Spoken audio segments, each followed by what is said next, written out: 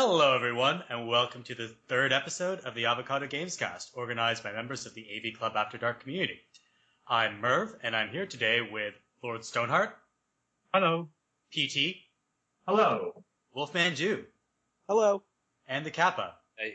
TheKappa wanted to be the odd one out there Yeah. with this little hey. I wanted, but I was scared to be a rebel. We're the video game podcast. We're all about rebellion. We're all about breaking down those barriers. Yeah, man. Yeah. Actually, We're all like the 90s too. We're all like Sonic. Some would say Poochie. Poochie. I Sonic is basically Poochie in video game form. At this point, yes. Oh man, I am so excited to finish that Sonic article I've been writing. I fucking hate that guy. I hate him so much, but I am fascinated by him. I'm sorry. Making lots of friends right at the beginning of the podcast. Good job. Yeah, this is the Slime and Sonic podcast. Last podcast was the We Hate Gearbox podcast. This podcast is the We Hate Sonic podcast. We're really going for a hatred theme here. Let's get acquainted with everybody. Let's start by sharing what we're playing at the moment. Stoneheart, what have you been playing recently? So mostly I've been playing Fallout New Vegas. Nice. The game I've been playing since 2010. I've actually only beaten it once, where I won with a Legion. I sided with the Legion, which is all kinds of awful storyline. Really? Yeah, I've never sided with the Legion. Says a lot about you as a person, I think. You know what my reason for never siding with the Legion is? I hate their costumes. They have the worst fashion sense ever. That's why I've never sided with the Legion. Yeah, so tell us what have you been doing in New Vegas? So back in like 2012 or so is when I finally started making some money. So I picked up all of the DLCs back then, and since then I've just been doing like a bunch of. I have this sort of thing where like sometimes I just always end up starting games over, especially open world ones. So this time is the time I'm finally gonna beat New Vegas with Yes Man, and I'm gonna beat all four DLCs. So far so good. I just finished up Honest Hearts last night, so. Nice. Yeah, Honest Hearts I enjoyed. It's not my favorite. It might be one of the, like, lesser of the New Vegas DLC packs, but it is really fun, and I like the crazy, how, like, just absurdly pretty it is. Yeah, so I might get a bit more into this later when we start if we start talking about video game environments. For the most part, the story and gameplay don't stand out that much, especially compared to what I've heard people say about like Old World Blues. But I think Zion Canyon is really pretty, and it really makes me want to revisit going to Zion Canyon because it's been like 15 years since I've been there, and it's a pretty place.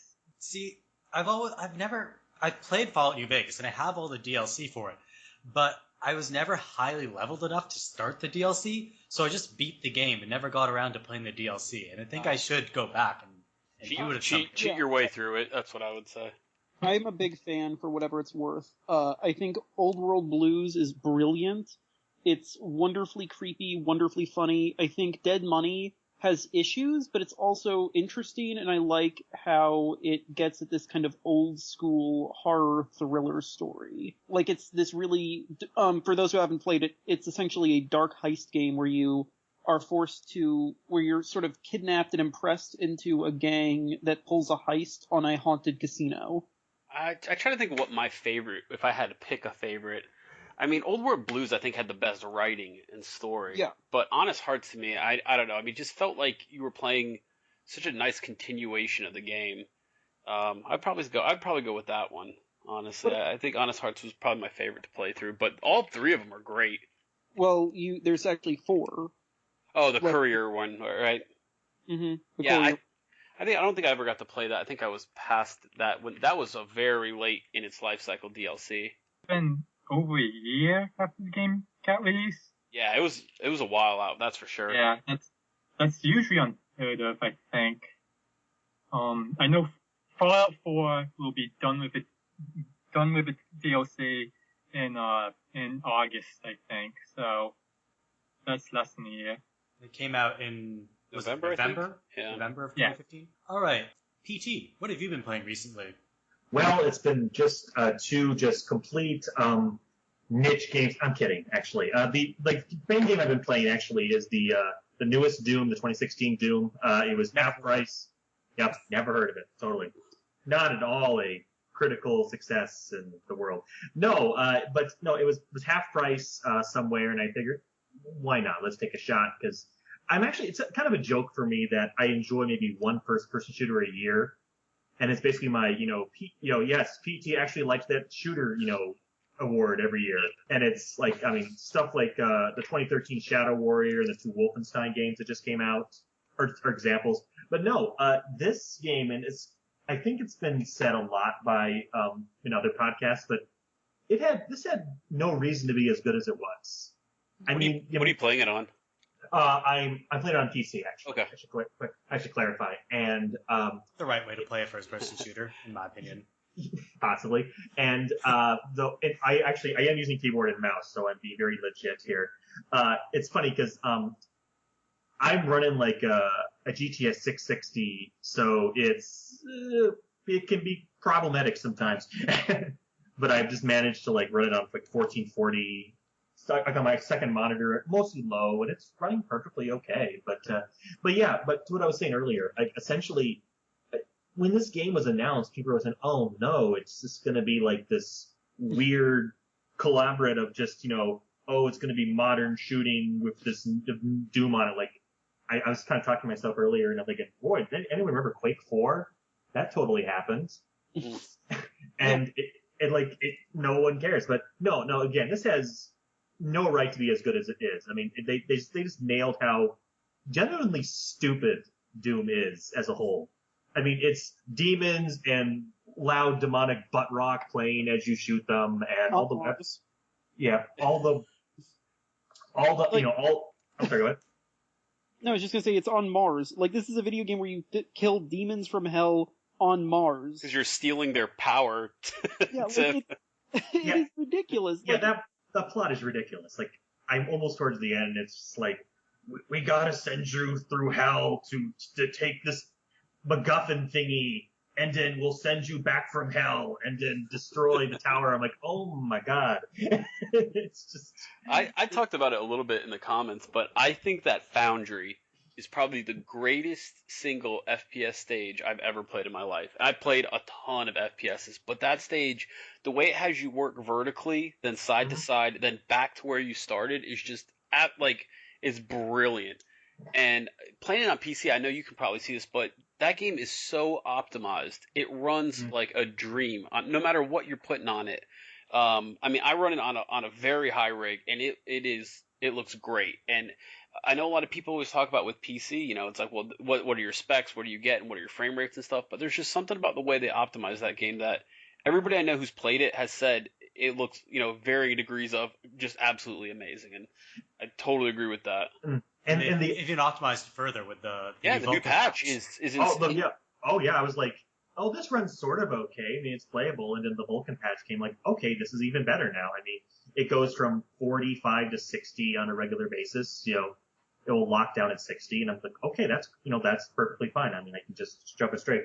But I mean, again, essentially, it's kind of a combination of like really detailed maps and storyline stuff from modern games. And yeah, I was remarkably surprised, and I'm just about finished with it. And that'll probably be the one shooter I like this year to play off the cliche. And the other thing I've been playing is entirely different. You might have seen me write about in the comments and the gaming weeklies and such, but I've been messing with the Dolphin emulator recently. GameCube and Wii stuff.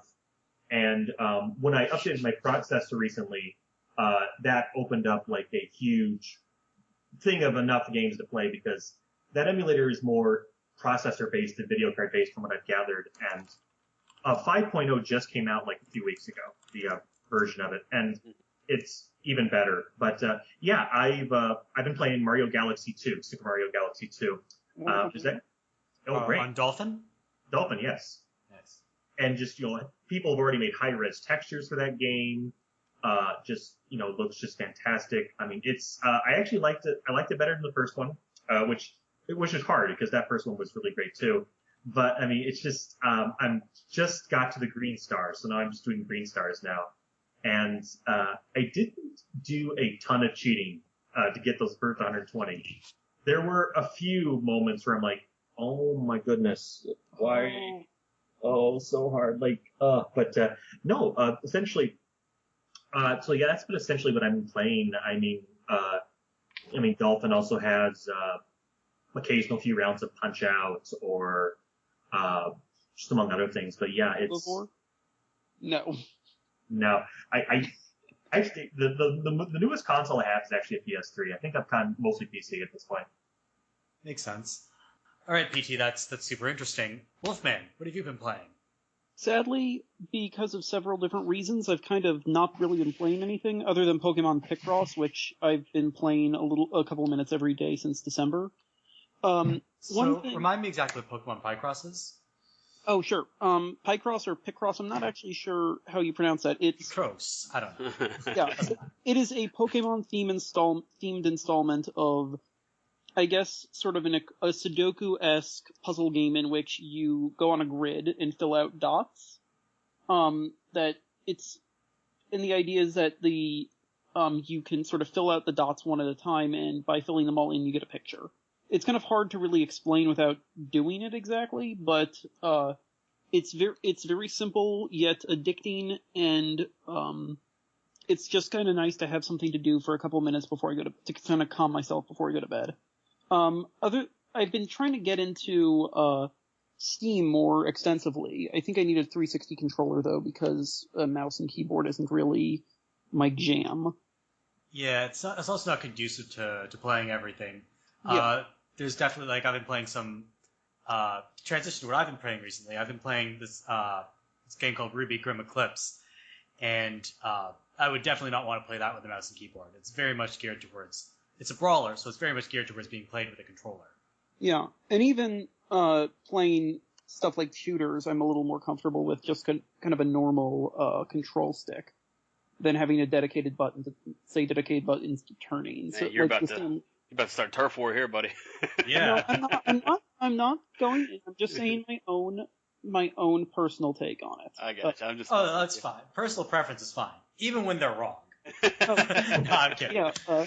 I wanted to say the Stanley Parable, get further into Grim Fandango, but I think what I might do to kind of be like a much more kind of a fun palate cleanser for me would be Hatoful Boyfriend, which I'm excited to actually finally get started in and see whether all the hype will live up to it. Well, without spoiling anything, let me put it this way. When I reached the true ending of that game, I thought it would take me, another half hour to play. I did not leave my chair from 1 a.m. to 5 a.m. while I was playing through the final ending of that game. Okay, thank you for that one. Yeah, it was a trip, man. Yeah, I always, of course, appreciate knowing about that, and certainly not necessarily something I expected from a game where you romance birds. Definitely not. Should we mention to the viewers what this game's about? Romancing birds, I guess. It is a pigeon dating simulator. Yes, for those of you who are not acquainted with it. It is a dating simulator where a female human attends a prestigious academy for pigeons and then enters into romantic relationships with them. Well, some are not romantic. I don't want to spoil. You can also probably mention it to Japanese, but most people probably say that. Yeah, it was originally Japanese, and it was translated into English, and then it got an HD remake by, I believe, the same publisher behind games like Enter the Gungeon and Hotline Miami. It's Devolver Digital that did it, right? Yeah, I'm pretty sure. So yeah, they publish those weird stuff like that. Yeah. Yeah. Those Wolfthroughs.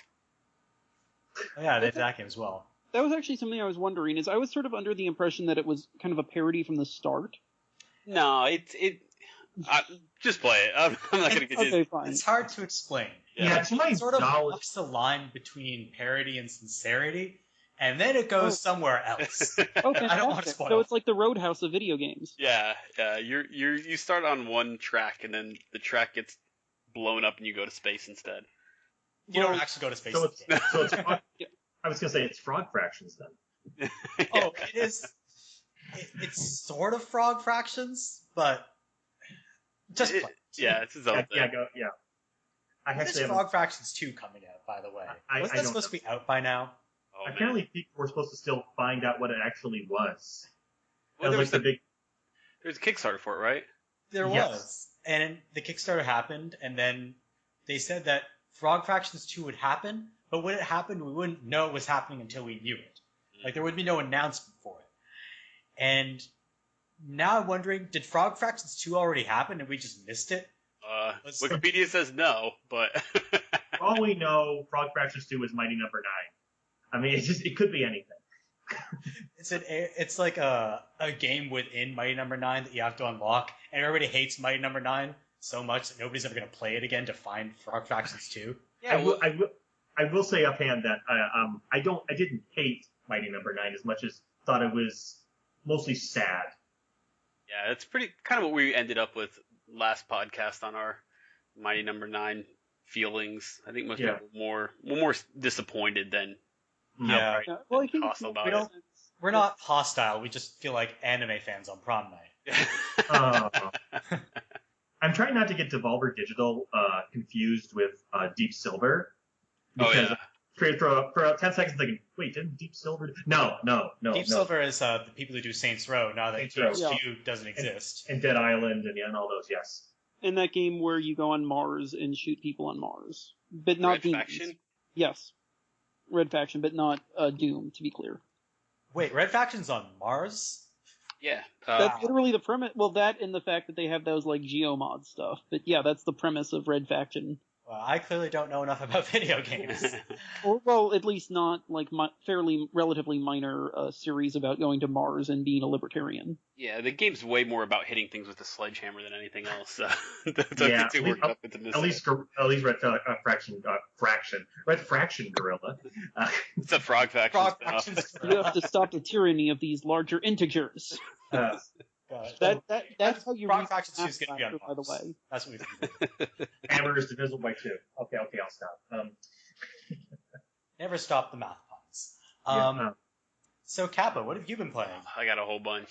First off, for people who are listening and assuming that maybe we recorded this before Pokemon Go came out, because nobody's mentioned that. I don't know how. I mean, but I gotta say, not getting into it. Just, it's not my style, and it doesn't really work in the area I'm in, and it's way more frustrating than what I've seen and read and everything else about it online. I mean, I'm glad it exists. I'm glad it's bringing people together, but I don't know if this is my game. So yeah. So, My there's dad's playing really- it. Sorry, go ahead. My dad's playing it. He's apparently trying to work up to level 5 and enter a gym. So, what I was saying is that there's this really nice, insightful review about it on Destructoid, where they said that the reviewer said that he really disliked the game and thought it was broken and buggy, and he didn't really want to play it, but he really loved the social experience of it. Yeah.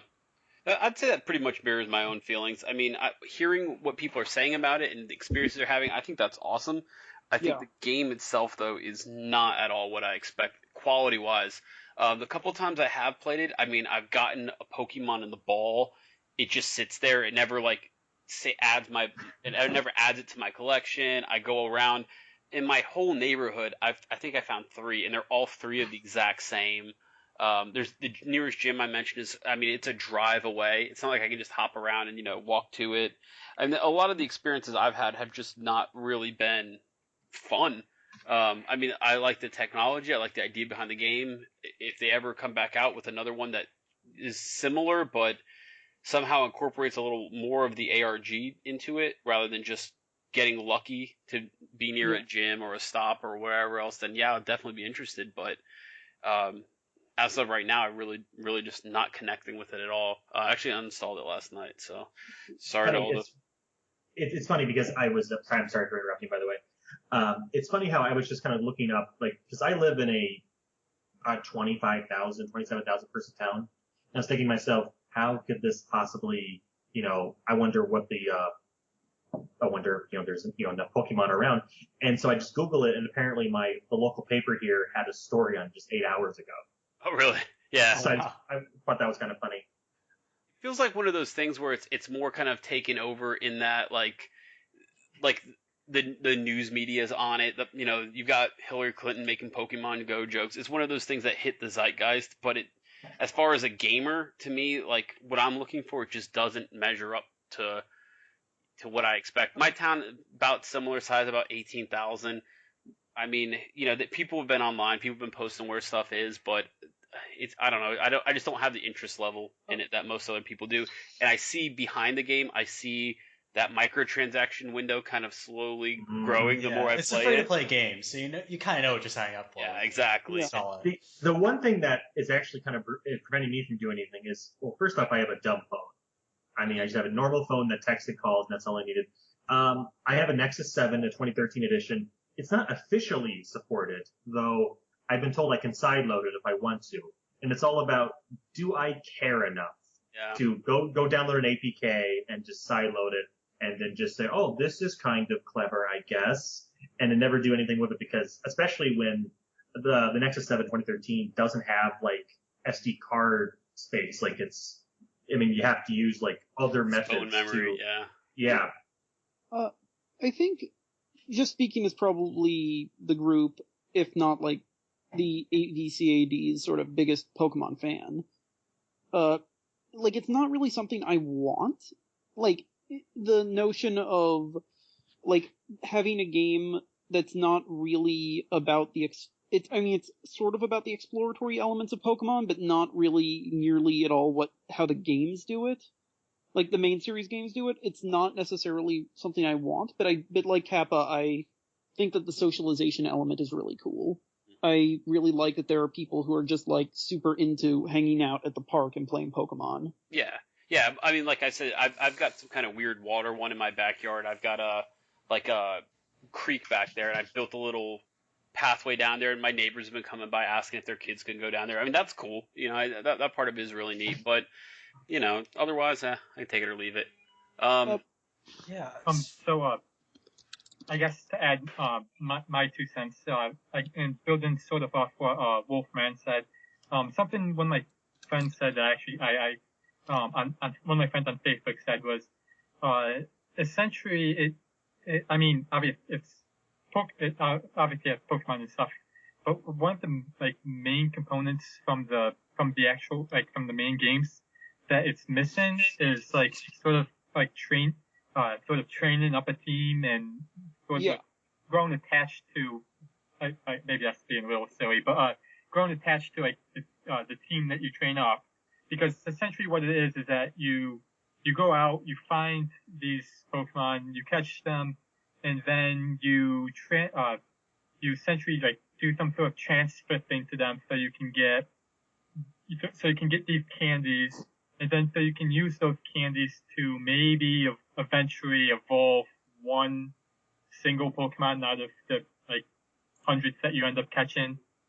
And that's where I see the microtransactions start to rear its head, right? Because rather than do that, I mean, option B is go spend a ton of money, as far as I can tell. I don't know if there's other ways around that, but exactly what you're saying, Stoneheart, I feel like, there's not, you catch them and then either you upgrade them through, you just have to have the candy or whatever it is, or you spend a couple of bucks here and there.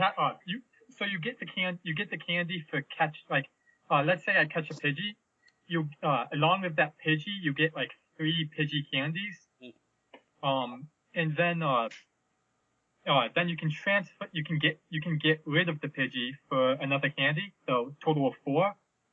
And then once you have 12 Pidgey candies, you can use it to evolve one of the Pidgeys to a Pidgeotto.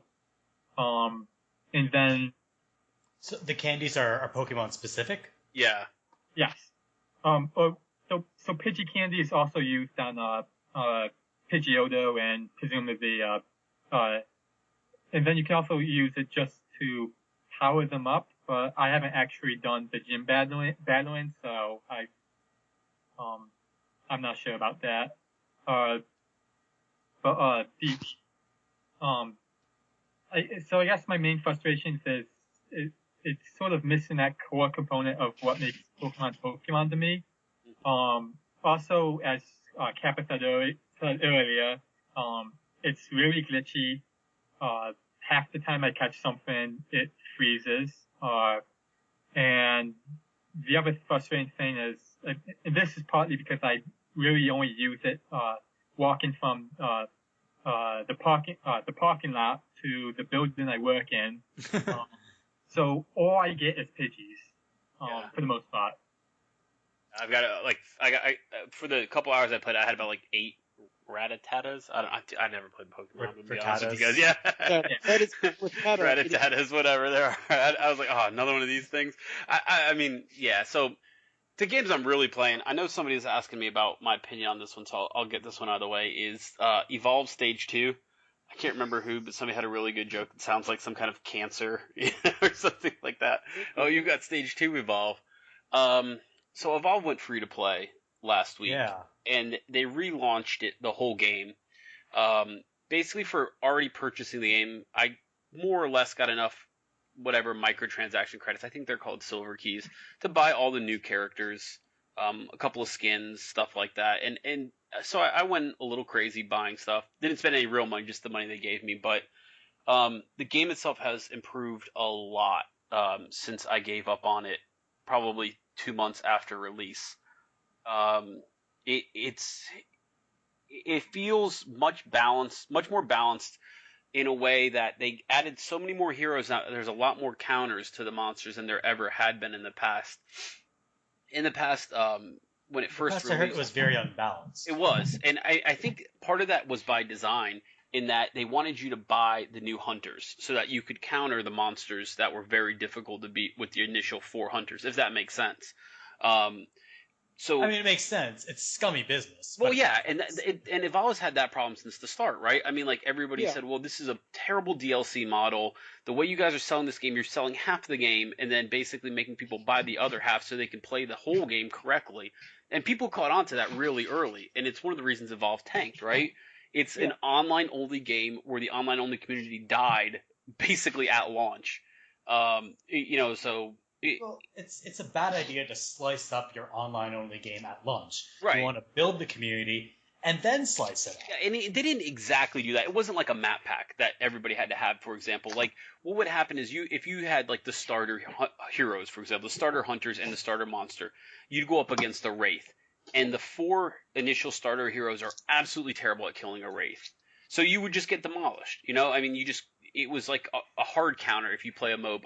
You're just trying to eat soup with a fork. And then somebody comes along and says, okay, now we're going to introduce hunters that beat the Wraith. Well, great. Now, what are my options? Do I go out and buy those hunters so I can beat this one DLC monster?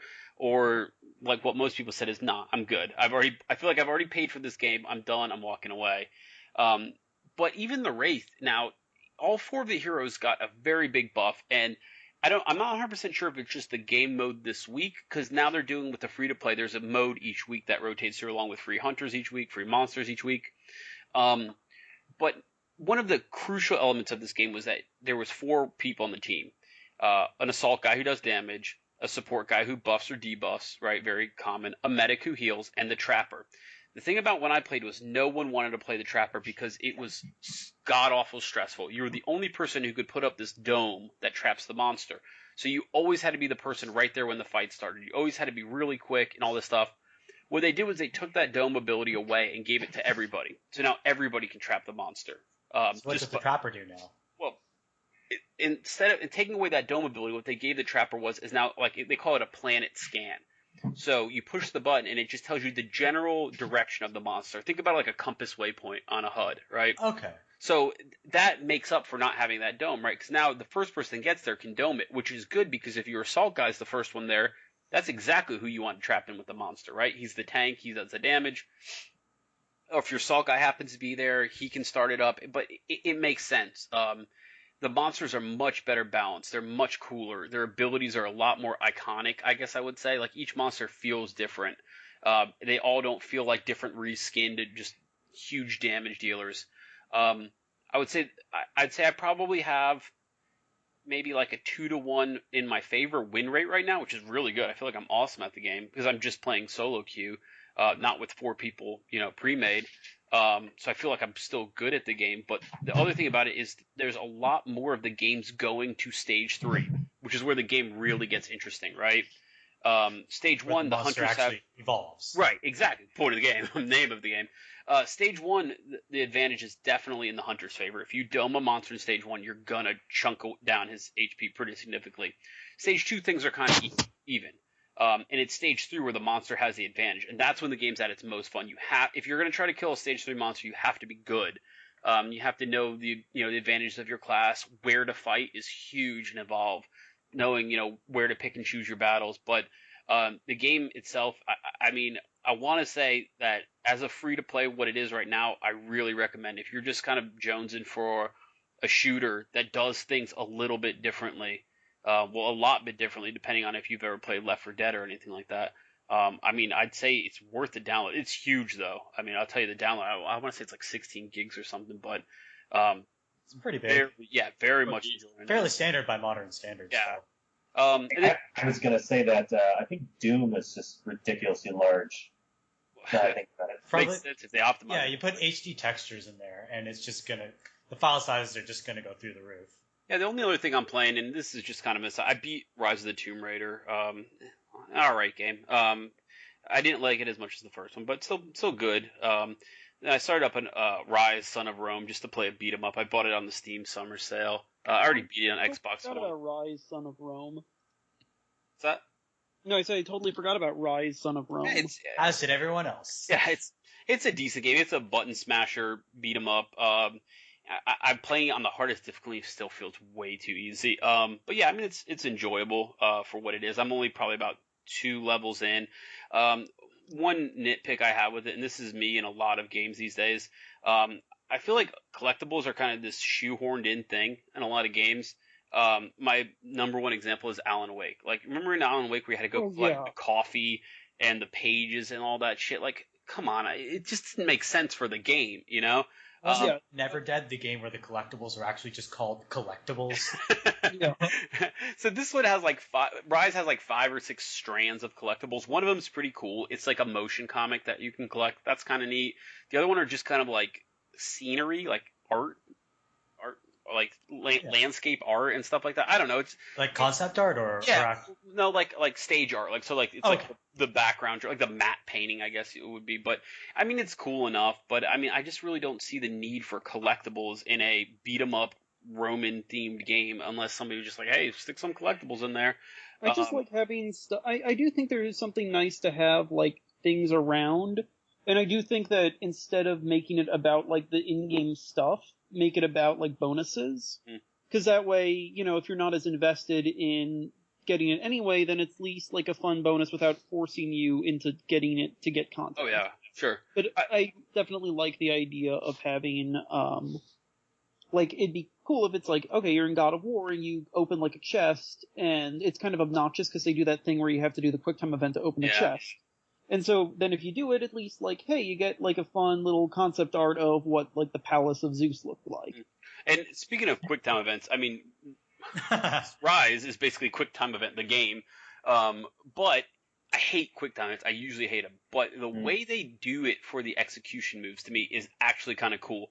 Because like instead of it, you start an animation, and if you start to memorize, like, okay, when my guy raises his shield like this, I hit the shield button. When my guy reaches back with his sword, I hit the X button. And you're not waiting for the prompts, so you're getting better and better at actually doing the execution. It feels cool when it works, and you do everything perfect, and you get that legendary execution. It's very, very graphic. It's ultra bloody. I mean, almost kind of over the top, but the combat in that game, I find really, really good. It's not Batman is the one thing I will say. I know a lot of people always say, oh, it's Batman combat. This one doesn't feel like that to me. It's way more about timing than just knowing, okay, when this guy does this, I counter. When this guy does this, I dodge. To me, it's way more about watching the enemy and timing, which I think is a cool style of combat. So, enjoying it, but I mean, it's not going to make any, game of the year list for sure. I don't think it did, actually. Makes sense. No, it did not. It's gorgeous, though. I'll tell you that. I mean, it's a very good-looking game. I'm sure that's why it was an Xbox One launch game to show that off. But it's Crytek. It all makes sense why it looks so good. Crytek does invest a lot of money in making their games look really nice. Mhm. I will give them credit for that. Whether the games are actually fun to play, that's a different story. But they Exactly. do make their games look really nice. Speaking of things that look nice, let's talk about watching video games. That was a terrible segue. That's but- Wow. Dork. I mean, it was awful, but that's good too. Like, Moving on. It's almost Carry on. like- Wolfman's just like, I thought we were going into. I am I thought we were going supportive into but the honest. environment. Wolfman Topic. is not playing games here. If something's shit, he is telling you it's shit. That's all right. So we're going to talk about watching video games. And speaking of watching video games, Summer Games Done Quick happened last week. And, well, for people listening to it 2 weeks ago. So did you guys tune into SGDQ at all? Did you watch any runs? Did you watch any runs afterwards? What did you guys see? Yes, on all of those. I mean, it was essentially a streaming, on my computer, most of the week, whenever I was around, and I have a lot of time these days, unfortunately, for other reasons. But yeah, I was just kind of there, looking, kind of thinking of things that I like there. I actually have a list, for those of you who haven't watched any of it or want to pick a run, they actually uploaded the runs really, really fast this time around. Yeah. I mean, just Google, Summer Games Done Quick 2016 YouTube or something, and Where we'll give And a link. You can even get them sooner from. There's always one Reddit user who puts up a Reddit thread and puts links to the timestamp in the Twitch archive. Oh, that's smart. Yeah. Yeah, so you can get them like an hour after each run. I admit that I'm kind of the person who, I'm one of the people that I'm sure some of the community hates, in that I like the popular runs. Like, I like the fact that Super Metroid is run every marathon, or there's always a Metroid Prime run, because that game is infinitely fascinating to just how they broke it. Or just, there's always someone complaining, like, don't read comments, say on forums, like, oh my god, the goddamn Mega Man run is happening. I'm like, okay, I'm cool, I'll watch I Super like the Mega Man. tradition. Yeah. Oh, by the way, for those listeners who don't know what SGDQ is, it stands for Summer Games Done Quick. It's an annual week-long charity speedrunning marathon to benefit Doctors Without Borders. All right, so now we've established that. What other runs did you guys watch that you thought were interesting, other than sort of the traditional ones? I'll start with a great one. It was one that I think you recommended to me, was that Mag Runner Dark Pulse run. Was really well done. We were talking about it a little bit, but one, I really enjoyed the announcers. I don't know what you call the couch. The people in the background who were commenting on the game. Really enjoyed that. I like how the guy was talking about how he evolved his strategy, things that he used to do that he figured out, well, I can shave, seconds off here by doing this little, jump or energizing this cube this way and skipping this cube. It was very interesting to hear kind of the process behind it, which you don't always get with some of the other runs where they're trying more to be funny, I guess. I'm not a huge fan of speedruns. I know we got this, podcast on, we kind of talked about this, but I do like hearing when people are being analytical about best ways to beat a game. He did a minimum amount of what I would consider exploiting the game. I mean, most of it he was playing basically within the game rules. Played very efficiently. I loved it. That was probably my favorite run of the whole week, I would say. So I would say about that run, he was definitely doing things that were never intended by the developers, but he wasn't exploiting glitches per se. Right, It was exploits more than glitches. I know that people were kind of going nuts over that Zelda run, Zelda 64 run towards the end of the marathon, because it's like, well, no glitches, no out of bounds and such, but you're, bomb boosting and, clipping through walls and like, where's the line here, essentially? Yeah, wall clipping to me is definitely a glitch, right? I mean, like, there's no way around it. I don't remember many in Mag Runner.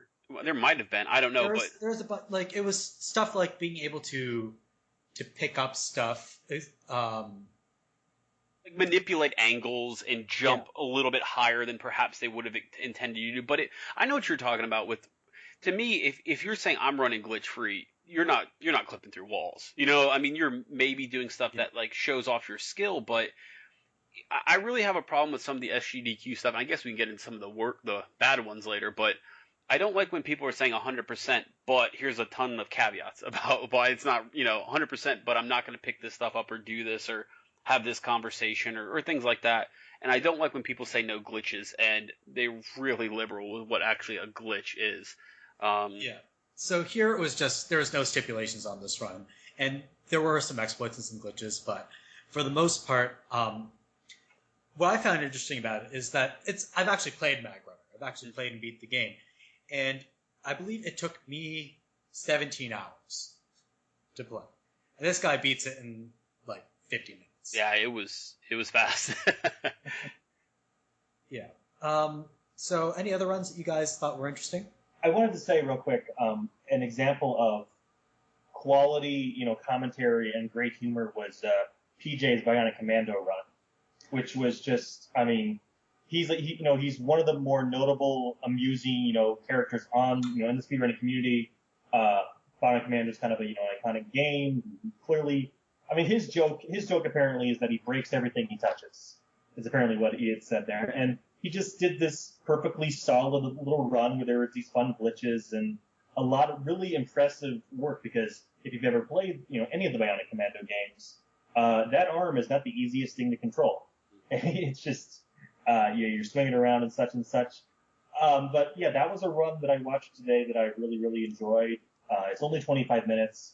One of the other things about speedruns, before I keep going here, is I think they have to be realistic times, which is why I'm not really a big fan of the square RPGs at the very end. Like, I can beat Chrono Trigger in 5 hours. Yeah. That's cool. I mean, I actually like having those, and there are times where I do like to watch them. Like, I really like the Paper Mario 1000 Year Door run, where they end up glitching through, like, half the game and just do it reverse. That tool-assisted run is just nuts, because they keep breaking it more. Like, they've skipped entire chapters, and they had to go into, like, one chapter to unleash a flag so the other chapter works again, and just weird stuff like that. Yeah, I mean, I would say along those lines of what you're talking about. Did you guys see the Deus Ex run? Oh yeah, I actually really liked that run. Yeah, it was a nice combination of humor and actually explaining what was going on. And that's a talent that not a lot of runners have. Yeah, that was probably. I mean, I know I said earlier Mag Runner was probably my favorite, but this was probably my 2A or 1B run. I really liked that run. But getting kind of like to what you're saying, like, yeah, he wasn't really playing Deus Ex. He was really kind of showcasing how you can skip so many things and run so many glitches at the same time that, you're juggling med packs and putting bombs around in places that you won't go for the next 20 minutes and blowing yourself up through doors and accessing the settings menu so you can jump, above the world. I mean, it's cool and all, but yeah, I wouldn't exactly call that a yeah, exactly. He was not. I will say this: he definitely didn't skip large portions of the game. No. He actually went everywhere that he was supposed to. But he just found ways to skip conversations and other things like that. Yeah. For me, like, what I like to see is two things. One is I really like 100% runs. Especially for, like, platformers or, like, games that involve collecting things, because I like to see the way that you can optimize those to still go at a really fast clip. Like, probably my favorite one is the 2015 Banjo-Kazooie run, the 100%. Oh, I haven't seen that one. It's really good, and there's a part where Grant Kirkhope, the composer for the game, actually, like, calls in and talks to them about how they made part of it. But it's really cool. I actually liked. I'm sorry. Go ahead. I'm sorry. Yeah, no, but I really love how it's like you got to go to this jiggy, to this jiggy, to this. Like, you actually, like, the way that they plan out a specific route is something I find really fascinating. Yeah, I agree. And related to that is I really like platform games and games that involve a lot of motion, because I like the idea of seeing how the characters themselves manipulate the space. Like, it's hard, like, it's cool when it's like, you play Chrono Trigger or Final Fantasy VIII and you're, like, clipping through levels. But I think seeing that with characters exploiting the actual physics that they were meant to use, I think adds, like, a visceral element to that. Did you see the Jack and Daxter run by any chance? I heard that you had said, I believe, that it was really good, and I don't think that was me. I said it was really funny. I didn't say it was good. Okay. I'll have to check it out, though. We were talking about this a little bit earlier. I guess we can bring the audience in, but as somebody who's not exactly predisposed to speedruns in the first place, I get really frustrated when people just kind of give up. Or just kind of, make the whole thing a joke. I don't know. I mean, I'm not saying it's the holiest, thing to keep sacred or whatever, but, I mean, what's the point if you're just going to screw around and make a joke out of it? I just don't really get it. I will say this. He was still trying, even when he said he wasn't trying. Mm. He was just, he realized he'd fucked up a lot, but he was still trying to beat the game like a speedrunner. Right. Okay. He was just constantly fucking up. The even bigger disaster was the the Tasmanian Tiger run, where they actually donated money for a no-kill run. Dude started killing people within minutes. It's like, I'll just get $1. I'll just spend $1 for everyone I kill, and he just keeps killing things just out of muscle memory. And then I didn't see this, but apparently one of the developers of the game donated. And he just starts completely trashing him in the game. I'm like, dude, what are you doing? That's terrible. And just get your game and move on. I want to say real quick, actually, the races are sometimes my favorite thing about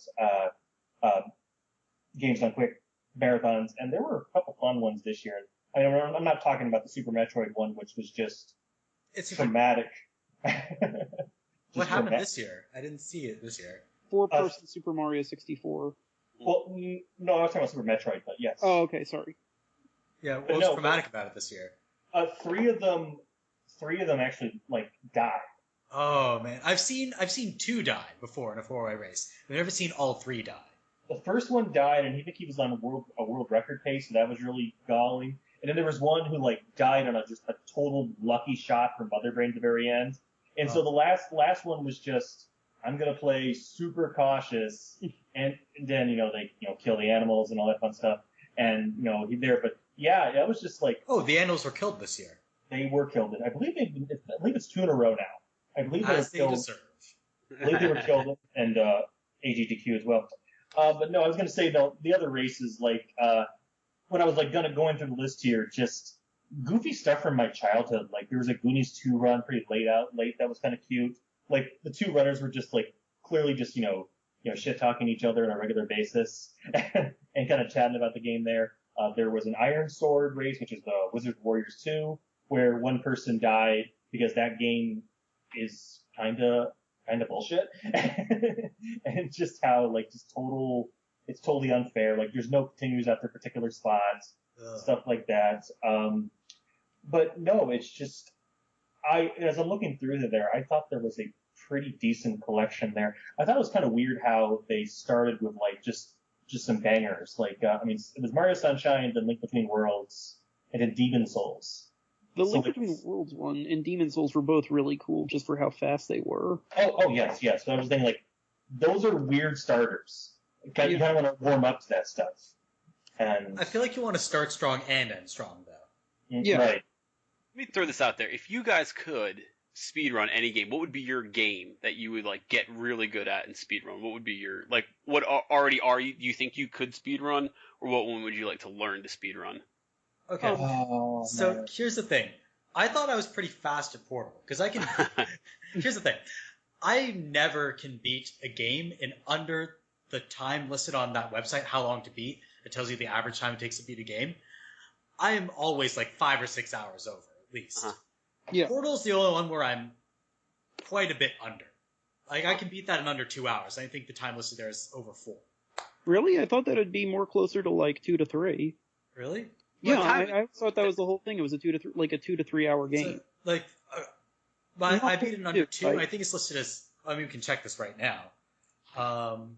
We can check how much of a liar I am. That is the nice thing about the internet. Yeah, so I can beat that pretty quickly. And then I see people speedrunning it and exploiting glitches in it. It says 3 hours. So I can beat it in 1.8 hours. That's still very good. Yeah. in real people time, I guess. Yeah. I mean, that was my second time through the game. Yeah, so I thought I could do that. And then I saw a speedrun of Portal where they're exploiting all these glitches and throwing portals when they're upside down. And I am just like, you know what? I can't be a speedrunner. This is not... I will let the skilled people take care of this, and I'll just admire them from afar. It's like sports. Mm. Yeah, I guess, if I wanted to answer, maybe Jet Set Radio, because that's maybe one of my favorite games of all time, though. The problem with speedrunning, though, is, and that's why I haven't sat down to watch this year's run of Jet Set, actually, is because you have to kind of play, not terribly optimal to the game itself. Because, if I wanted to play, I'd be like, I'm going to spray all of them correctly and get the most points. Yeah. And that's not fast. And it's just so, I feel like you kind of have to, limit yourself actually having sort of some fun to, make it go fast. But that's the one I'm thinking of here. Yeah, you have to change what you're optimizing. Instead of optimizing score or safety, you have to optimize speed. The Guacamole run was actually pretty fun, now that I think about it. It was the gold edition, not the extended version. But yeah, that game is it's a fantastic Metroidvania style game with lots and lots of memes. So I'm actually curious to see that one, and I was going to watch it, but I never got around to it because that's not a game that I enjoyed when I played it. But I feel like it's the kind of game that I'd get a kick out of being watched speedrun. Yeah, it's Super Metroid, so. Yeah. With more of a combat focus, and that's very really exciting to watch. I mean, they just exploited this jump bug, which means I don't think they ever actually got the fly technique, for example, just weird stuff like that. Oh, wow. What are you thinking, Stoneheart? Which one you got? Well, so something I did when I was younger was try and see how fast I can beat one of the games in the Super Nintendo Super Mario All Stars, which is a Super Nintendo version of the Nintendo Mario games. Mm-hmm. And one that I kind of got fixated on trying to beat fast because I really at the time I couldn't actually beat it at all. Is Super Mario Bros. The Lost Levels. God. That's hard. Yeah. That's just a glorified ROM hack. Yeah. That It is. Okay, can I just do my own little weird rant right now? Oh, please rant. Of course, Candy. My little sort of sticking points with a lot of people is when they always say that Super Mario Brothers 2 isn't the real Mario game. It's just a hack. It's the Lost Levels is the real Super Mario 2. Doki Doki Panic, okay? What a dumb name. But it's Doki Doki Panic was based on a Japanese television program that Nintendo does not own the rights for. So Super Mario Brothers 2 was actually retranslated into Japan as Super Mario Brothers USA, so it's canon anyway. And B, it's the better game. It's that's the one that was directed by Shigeru Miyamoto. That was the one that had Peach and Toad as playable characters. That's the one that involved Turnips and Bob-Ombs and Shy Guys and Birdo. Yeah, and Shy Guy, Birdo, those are now Mario staples. Yeah, right. That is a fundamentally important, incredibly so Mario game. Mario the Lost Levels invented the poison mushroom. That's it. That in a Mario game level being a dick. or giant wind. I didn't even know there was such thing as a poison mushroom in Mario. Oh, really? I thought all the mushrooms were good. Okay. Not anymore. In the Lost Levels, the very first mushroom you get kills you. Because there are some mushrooms that look exactly like normal mushrooms, but shrink you instead of grow you. To be fair, they are specific colors. Yeah. It's not dickish. Not that no, a dick thing. I don't remember if they were in Lost Levels. And in this case, it depends on what version you played. So in the and because the original. I guess I said the original. So the Nintendo version is on the Virtual Console now. I first played it in Super Mario All Stars. But in that case, the poison mushroom was completely purple on top. So I guess if you most people, not most. So in the Super Nintendo version, it it does, like, there is something that tells you, like, kind of that something's up. However, when I first played this, I must have been 5 or 6 or so, and I don't think I was smart enough to realize I didn't select the actual, like, Super Mario Bros. in the game select screen. So that was a very fun first way to die when I was in that game. Why is Luigi different in this game? That's so weird. Yeah. So He was very sad. That actually was one innovation it had, although Super Mario Bros. 2 also did that as well. So if I was going to pick mine, here's what it'd be. So I had a friend in college, and we were Madden junkies, and the way we'd always play would be a draft, right? So you start the game from a draft. I would want to do a speed run of Madden, whatever the current year is, starting out with a blank team, doing a draft, and playing through a season up to the Super Bowl. I feel how long would that take? I don't know. The games are actually way shorter than you think. I mean, especially if you're doing a lot of the little things in the menu settings to trim down. Like, they'll do things where, like, before you hike the ball, it automatically runs off 10 seconds off the game clock and stuff like that. There's a lot you can do to make the game shorter. I would guess the average Madden game is somewhere around 20 minutes. So times 19. That would be a speed run. That's not a very big speed run, but I think it would be almost like the ultimate fantasy football experience, right? Just 380 minutes. Yeah. I don't know if anybody's going to sit around for that. That would be 12 hours and 20 minutes. Yeah, that's what I would go for. I would go for just as fast as you can, draft a team, right? So you're not playing with like a pre-made team. You have to draft your team quickly and then go right into the season. No, you don't have time to level up any of your guys. You're just playing with like the stock characters. Because I don't know if you guys have played Madden recently. It's almost an RPG at this point. Right. Yeah. So and you're just going right at it. I would think that it's basically a strategy RPG. It really is. I mean, like I think it was an old Penny Arcade comic that was like, oh, I get it now. Your quarterback's a wizard, and your linemen are tanks, and your wide receivers and your running backs are your DPS. It all makes sense. And like, yeah, that's basically it. So, but yeah, now you've got stats, you've got all this other stuff. I say, no, just how fast can you draft a team and basically win the Super Bowl? And you definitely need to tag team that. Oh yeah, you're speedrunning, which they do for some of the RPGs. They tag team. Yeah. Because you can't hold in your P for 5 hours. Exactly. That would be my dream scenario of a speed run. There was a fun, it was about a year ago or something. It was like a charity event. It wasn't Games Done Quick, but it was Limit Break. It might have been Limit Break, where they did like a Final Fantasy 4, 5, and 6 like tag, where they would just finish the game and then they tag in the people who played 5 and vice versa in 6. And there were 3 different groups. And so that was kind of interesting seeing like, oh, there's the credits for 5 and this guy's still stuck on 4. I mean, it's just, like very, very, that was it was like a relay race? It was a relay, yeah, essentially. Oh, wow. Huh. I don't know, maybe I can do that with Madden. Like, maybe like I tag somebody in for every game, so like we make the team and then everybody plays their own game and go from there. That would be kind of cool. Mm-hmm. And you all have to have your own team jerseys and everything. I think that would be. Yeah. I think I'm going to do this. Make a charity event out of this. I'm going to make this a reality somehow. Yeah, I'm going to be terrible. Grab 20 friends and raise some money for charity. I wouldn't participate because I have tried playing sports games. I've tried playing FIFA and I'm awful at it. But I would support that for sure. All right, so that's. Actually, I didn't mention mine. Oh, you did mention yours.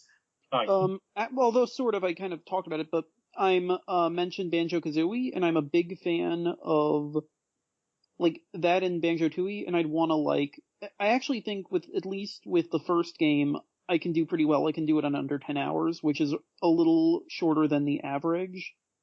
Really, it's long. The only big problem is for me is the Rusty Bucket Bay engine room. I'm looking up right now. Let's see here. There's Summer Games Done Quick there. It's 2 hours around and this would be 100% runs for me. Right, and you need to cut down time by about 80%. No, yeah, I know, but keep in mind that I am not a speedrunner in the slightest. Oh, yeah, for sure. It's just weird it's just fun comparing how long it takes us to complete a game versus a speedrunner. Oh yeah, yeah. I wanted to say though, especially with those type of games, I mean, it's absolutely, I remember, I think the Donkey Kong 64 run this, last week was just insane for that regard, was how, Broke it in so many ways. yeah, because the game just cannot load fast enough for you to not roll through walls or just skip everything, because that game was so busted they had to get the expansion pack in. And even then it was really busted.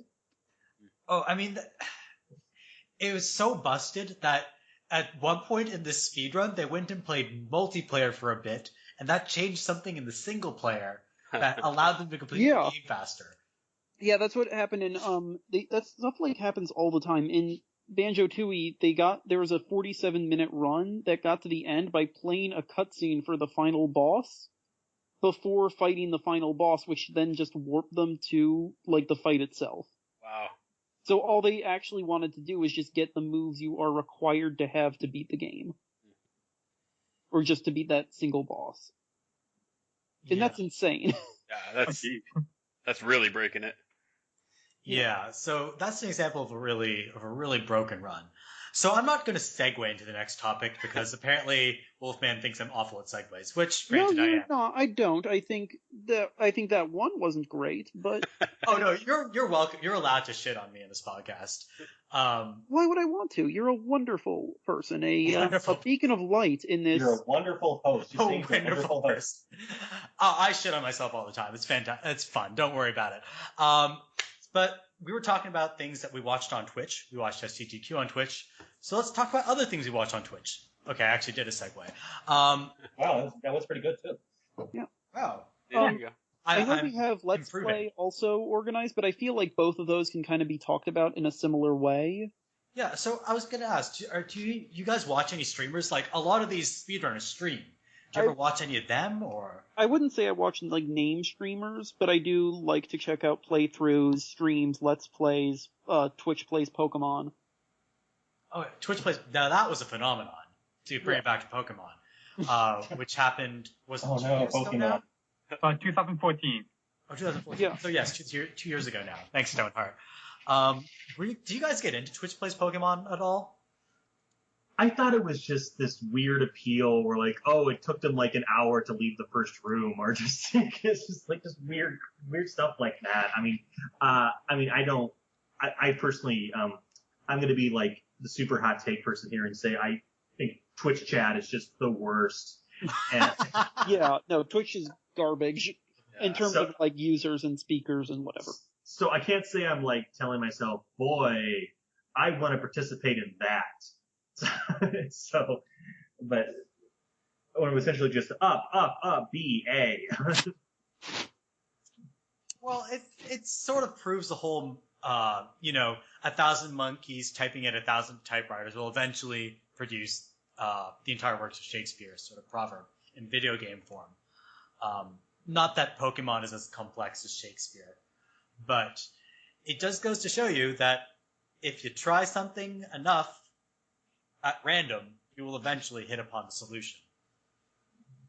Yeah, I think for me, like, the whole appeal of watching people play video games is that they're doing something that you can't do, so there are a few reasons for that. It could be that you can't access the game. It could be that the game is much more difficult than you are able to do. So for me, like, I'm very bad at Dark Souls, so I enjoy watching, like, Dark Souls streams. It could be also that the person is very skilled and can sort of like give you a running commentary where they explain the development of the game, the history of the lore, the world behind it.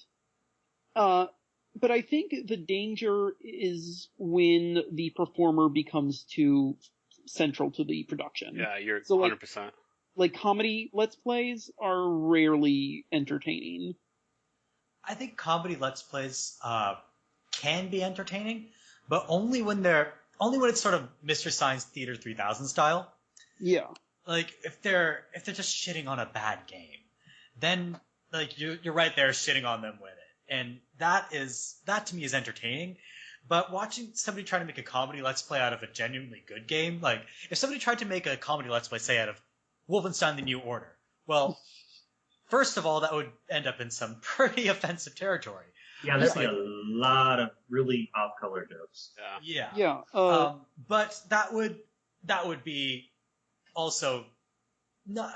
It would also not be a fun Let's Play to watch if you just started making jokes and not, explain what you were doing in the game. Uh-oh, he's having sex again. I mean, it's just something like that. Yeah, from my perspective, I mean, it's hard for me because I usually don't have anybody that I follow like a lot of you guys. There's not like somebody I check every now and then, but what I'll tend to do is like, let's say I'm playing like an RTS. I've been playing, I don't know, StarCraft 2 or something like that. If I want to really understand a strategy that I've read about online, that's when I'll go watch a Let's Play to watch it executed. But for me, I mean, unless I'm looking at it from like a demo perspective on whether I should or shouldn't buy a game, I would rather, I mean, it's all right. Play the game. Yeah, exactly. I mean, I'd much rather actually try to get in there and get my hands dirty. And there's very few games these days that I haven't already made my mind about one way or another if I'm going to buy. Every now and then one will come out, Undertale or some of those indie games that, I'm not as big into indie games as a lot of other people. I like the idea behind them. I like them, but I actually don't buy a lot of them because I know there's no way in hell I'm ever going to actually play them. But it's if there's one that does something well or has a really great mechanic or there's something interesting about it, then yeah, that's usually when I'll look at a Let's Play to make sure that it's something I want. But other than that, I mean, I don't know. I definitely don't have a personality that I get into. Yeah, I tend to be like that as well. If I want to watch a Let's Play something, I'll just YouTube X game title Let's Play and then watch the first or the second one that comes up. But I wanted to bring it back to something Wolfman mentioned. If I want to watch a Let's Play, it's usually for a game that I don't have access to. It's on a console I don't own, or it's a game that I can't find online anymore, and there are only disc copies available and it's out of print. So one game that I actually watched a Let's Play of because I was never going to buy the console for it was Lollipop Chainsaw. And that turned out to be sort of a fun Let's Play to watch. It's a goofy, stupid, over-the-top game, so it kind of lends itself well to being watched. But normally, I'm like Kappa. I'd rather, play the game or just watch a gameplay trailer or some snippets of gameplay and then go play it for myself. I wanted to say real quick, I mean, well, first off, I mean, I don't think I'm really good with the first part of the question. I think the second part of the question will be where I'm more in there. We were kind of talking about how if you're going to watch like a Twitch stream or a Let's Play and such, that, the players should be good or they should, try to be funny and such. And that kind of reminds me a little of Game Center CX, which is that, Japanese game show featuring the comedian who plays retro video games, which I'm a huge fan of. In fact, my avatar on the avocado is basically a pixel version of the host in his blue little suit. And is your avatar on Skype as well? Yeah. And it's very much, but yeah, the gimmick is that he's terrible at games. He's been at it for more than 10 years right now. He's awful. And sometimes it's super frustrating, especially when you're watching a game that, for example, he did the first 4 Mega Man games, and then he went to X. And I don't think he showcased very much improvement in any of those. And you're just banging your head there. But he's the rare one where sometimes his ineptitude is kind of funny and charming, and you root for him. There's a great pair of Battletoads episodes where you're rooting for him because he's clearly enjoying himself, as opposed to, oh no, I just failed the turbo tunnel again. But no, I think I was kind of going off that where it's sometimes one of the favorite things I watch is incredibly frustrating to me. It's like, I played this game when I was like 10 and you're just you're like falling over your own face at this point. And so, like, I think as an adult. Yes. And, it's a fun show, and it's more than just challenges. I mean, there's a lot of weird game culture involved. You can find the episodes, a group from Something Awful has translated the episodes of most of them, quite a few of them actually, and, an assortment of games there. But, yeah, that's what I was kind of thinking. But yeah, beyond that, if someone I follow on Twitter is just doing kind of a very casual Twitch thing, like I know people like Frank Stafali, former game journalist who is also part of the Mega Man Legacy collection that just came out.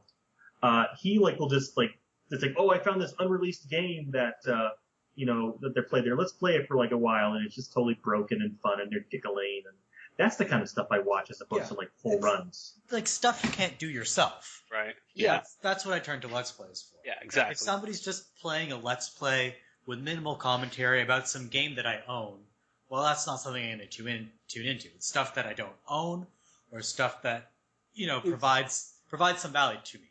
Either it's funny or it has insightful commentary. It's something that I can't do myself. Yeah, or something that's just like kind of onerous. Like I have made my love of Deadly Premonition very clear on the site before, but it's also a game that's kind of a pain in the ass to actually play. So much of a pain in the ass that I reached a point in the game where the game would just crash every time I reached it. And no matter what I did, I changed settings, I messed around with my drivers, I did everything, and I could not get past that one crash. Yeah, I heard the PC version was just abominable. It was. It really was. Yeah. Total garbage. But, like, I just love that game, so it's like, I'll watch, like, a little bit of a walkthrough just because, I kind of want to spend a few minutes back in that world. It's definitely a game that I want to try again. Yeah. Because it's just so bizarre that it feels like it's worth playing even when it's falling to shambles. Yeah. No, I actually want to talk about it later, so if we don't mind, can we table that example? Oh, for sure. We can talk about it down the road in the next segment. Yeah. Or perhaps I've been a bit too open with my next suggestion. So those are Let's Plays are definitely something you can watch on Twitch or YouTube. But there's a lot of other YouTube video game content out there nowadays. It's not just people playing through a game and giving walkthroughs. People are now taking games and making other content with it, whether that be machinima or comedy shows like Monster Factory or competition shows like Go and Versus. Or stuff like Five Nights at Freddy's or Until Dawn, like almost like doing versions specifically that are generated by users or viewers. Yeah, so there's a lot of other YouTube video game content out there these days. Do you guys watch any of it? Is there stuff you enjoy in particular? This is something that I'm more key on than definitely just Let's Plays. I was actually wanting to talk about, I'm actually really into video game history. And there's quite a few solid video podcasts out there that are chronicling, games or generations there. I know Jeremy Parrish, who, was, Toasty Frog, done One Up, and now he's at US Gamer. I mean, he does a lot of little video series these days. His two main ones are Game Boy World and Good Intentions. Game Boy World is I think he's done 1980. He's done the first year of Game Boy and he's currently working on the second one right now. It's basically he reviews a game, an episode, or maybe two, and just kind of goes on and just very historic and just tries to tie it all together. And it's very calm. It's not angry video game nerd or anything. It's just very calm. He'll say that he hates the game, and boy, trust me, the first year of Game Boy was pretty dire. 80% was puzzle games. So it's kind of funny where it's like, oh boy, another puzzle game. But there's that. Dr. Sparkle has done Crontendo, and their sister things, Saga, and which is Master System, not Genesis, and Cron Turbo, which is the PC Engine, TurboGrafx 16, and they all carry the similar format: showcase game, show footage, discuss the history behind it and such. And there's also Generation 16 from Greg Seward, who's from EGM and such, that kind of era, who does the Genesis stuff. And I like those because they're very informative. There's a lot of production value in them. They're not just thrown together. So that's what I kind of want. It's kind of an example of what I see when it comes to gaming stuff on YouTube and such. Yeah, it's very educational. It's a nice way to learn about games that you otherwise may not have even heard of sometimes. Especially the Game Boy World stuff, because he's not just going by American releases. He's doing Japanese releases in order. So there's just some of these this didn't come over here for reasons. Or how on the NES, like you always point out, like, oh, there's a reason why Devil World didn't come out here, even though it was basically a launch title for the Famicom, because it had crosses, even though you basically attacked Satan with ice cream or whatever happened in that game. But you don't attack Satan; you just walk through his maze and don't die. Yes. Yeah, there's Japanese video games when they used to localize them here, they had a lot of reluctance to keep religious references in the games that they bring over here. I know the old Persona series didn't they take out a lot of religious references from the first couple of entries of Persona when they brought it over here? I know the first game, I think, like, changed the color of a character's... I think they, like... It was either a white character or a black character, and they switched it around, I think. Yeah. Yeah, and... More than changing things for America lately, what I've been hearing is that they're changing things for China. You know, China has a lot of weird rules with religion and ancestors and stuff like that. I know that I don't know how many of you guys played Dota, but they changed the Skeleton King from Skeleton King to the Wraith King because for some reason that works better in China, and he's less bony now and more kind of zombie-ish, and for some reason that makes all the difference for China. So I've heard that, much like Ghostbusters didn't get a Chinese release because of weird things like that, that a lot of religious symbols are dropping out of games, not so much because they don't think it'll sell in America, but because China won't rate things that has a lot of those issues anymore. Oh, sort of like how the Red Dawn remake was about North Korea. Yeah, exactly. Yeah, it wasn't China anymore. It was, and I know, Diablo kind of went through some of this stuff. Blizzard's huge in China, obviously. Diablo went through a lot of those types of things too, where they would, Diablo's full of nothing but basically, ghouls and monsters and skeletons and stuff. So I know they had to go back through and redraw and redesign a lot of the bad guys in Diablo so that it'll get rated in China. I just don't see the effort there. It's that's an entirely different game. Yeah, well, China's a big market. I mean, that's the thing. Oh, right. It's basically Wisbyshire, the game. Yeah, but I mean, look at the Warcraft movie alone is basically getting a sequel because it made $1 trillion in China and flopped in the U.S. I mean, designing a game just for us anymore, like how Japan went through, I would say probably in the late 90s. Mm-hmm. It used to be you made a game in Japan for the Japanese market, and hopefully Americans liked it. And then you saw that shift, and I think now you're going to see slowly another shift where, well, okay, yeah, America's still going to be, I guess the English-speaking world is still who we're designing games for, but we got to make sure it sells in China too for various reasons. Yeah, but that's just kind of the nature of the beast. Well, as AAA games start to hit, I mean, what did Division cost to make? $150 million or something like that? Destiny, $500 million. They need to sell that. Yeah, exactly. Well, you do because you end up creating this market where you create these exorbitant budgets because you justify the budgets by saying that they have to be the biggest games, but then you need the biggest games to still be the biggest games. Right. It's this weird thing where every Ubisoft proproperty has to be a world beater. And that's why every Ubisoft property is now. No, I mean, I'm exaggerating. They do have smaller stuff like Child of Light or Grow Home. You know who's surprised me more in that regards has been Square Enix. Whenever they release their sales figures, I can remember. Remember around the time that Tomb Raider re-released, everybody was like, it was critically acclaimed, it sold really well, but for whatever reason, it was well under Square Enix's expectations, in terms of. It sold something 3 million, and they wanted to sell 8 million. 8, yeah, and it was unrealistic, and everybody's like, wait a minute, this isn't Halo, or but I think there's definitely a lot of that still that goes around where companies for whatever reason think their games are going to be. Remember when everybody was trying to make the new World of Warcraft MMO wise? Every game that came out in the MMO world was this is the new Warcraft. And then people slowly started to realize, you know what? We're not going to get 12 million concurrent players. We're just going to do the best game we can. And everybody started to back off of that. And I feel like this fiction sort of trickles down to the video game media. So now there's this fiction going around, and people still believe it, that the original Mirror's Edge was a commercial flop. Yeah, it was not. Yeah. It was not a flop. It wasn't a hot seller or anything, but it did decently well. If it were a flop, it never would have gotten a sequel. Oh yeah. Yeah. So the fact that companies are disappointed with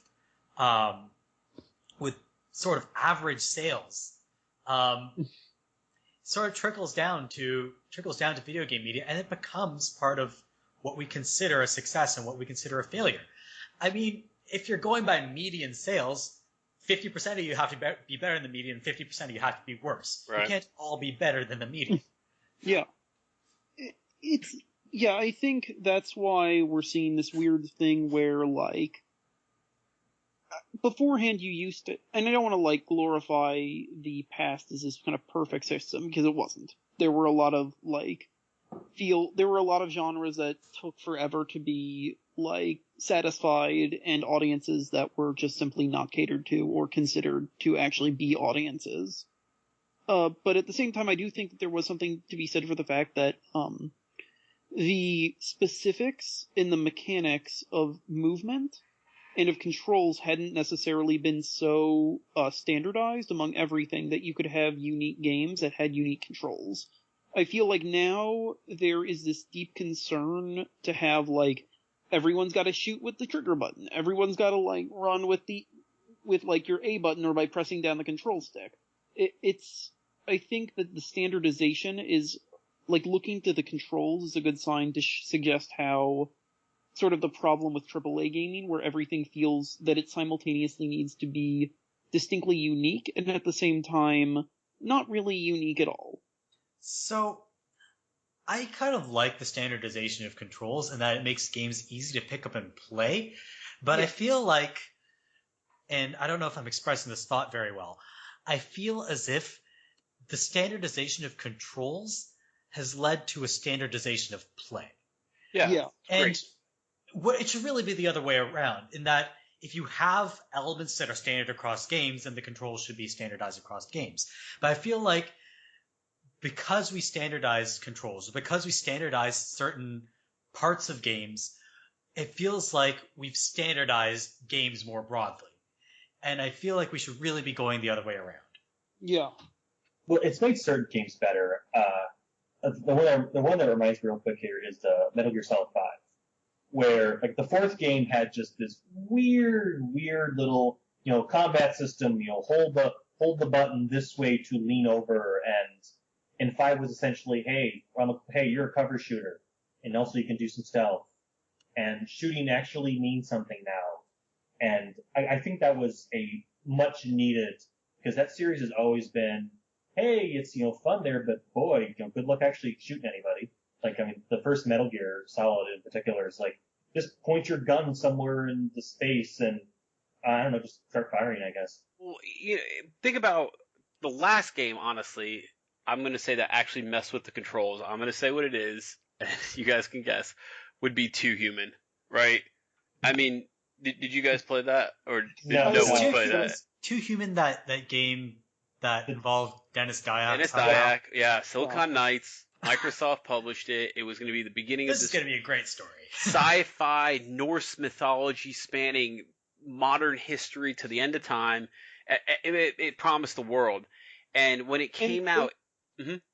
No, I was just going to mention that this wasn't just like a thing that was made in a 2-year development cycle. Oh, this was being planned since the Nintendo 64. Yeah. Like, they had so it ended up with like Nintendo 64 graphics. No. They actually they scrapped it 3 separate times, and each time it was increasingly and dramatically different. The first time was for the PlayStation, then for the Nintendo 64, and then for the GameCube.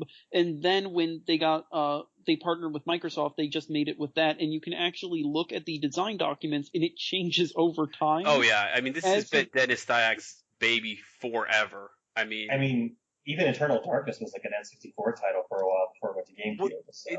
But this was a game, like, basically Dennis Dyack made games to make Too Human. Like, he basically wanted to get enough money and enough gaming cred to make this game. Like, this was always his baby. So when you play Too Human,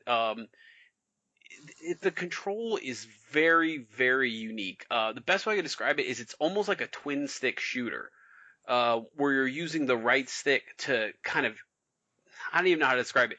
It's not so much as directional as it is kind of like that's the way that you want things to go. You'd have to try to play it, but it's got the weirdest control system I've ever ever experienced. And I wonder how much of this game's failure or success was built around that. I mean, it's just a weird control setup. And I think, like some people were saying, if you just pick it up and you say, hey, here, play this game, you're like, what? You know, I don't understand what's going on here. But yeah, definitely, if you can find a controller map for it, give it a shot. And if you find it anywhere, buy it, because that game is definitely getting pulled off the shelves and destroyed because of the whole lawsuit.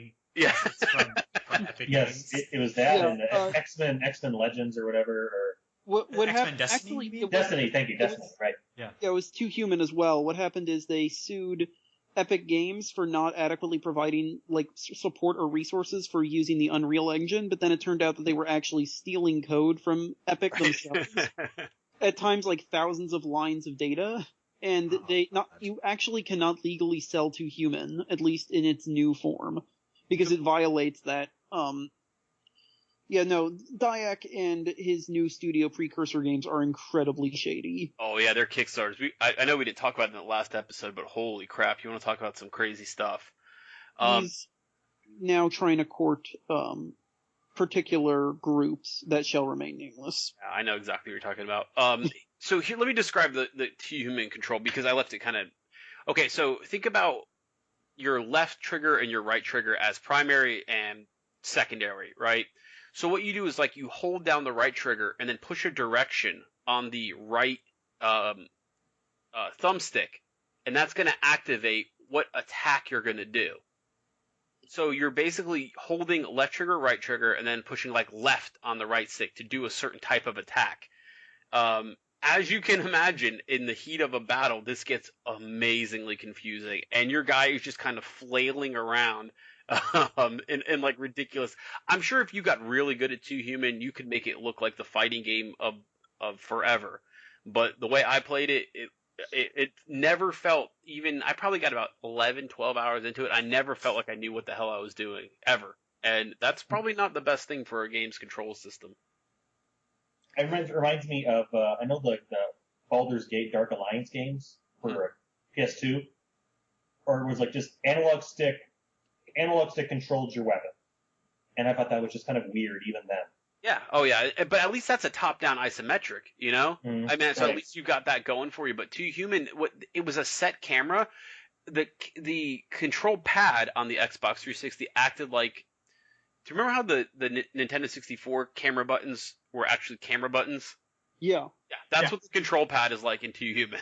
This is in the year, I don't remember when that game came out, 2008? It was 2008. It was, yeah, that was a very odd game in a year that had a lot of big releases. Yeah, and I mean, like, the very first thing I find out when I look up Too Human controls is someone on GameFAQs saying, it's frustrating to think how amazing this game could have been with good controls. And that's exactly, I mean, you know, why would you go with this crazy system when it feels like the wheels at least already, yeah, there's room to tinker, but the wheels already been invented, you know?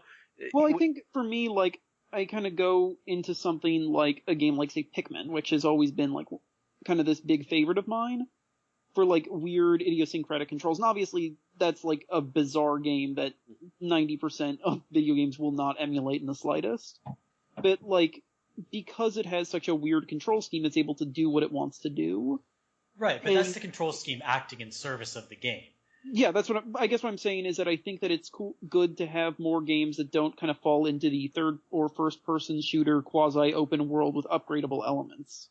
Oh, I totally agree.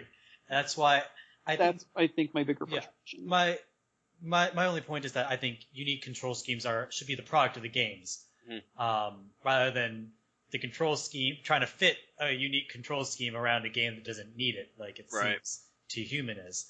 Another game sort of in that mold, although at the time when it came out, the control schemes hadn't been standardized much, was, have you guys ever played the old MechWarrior games?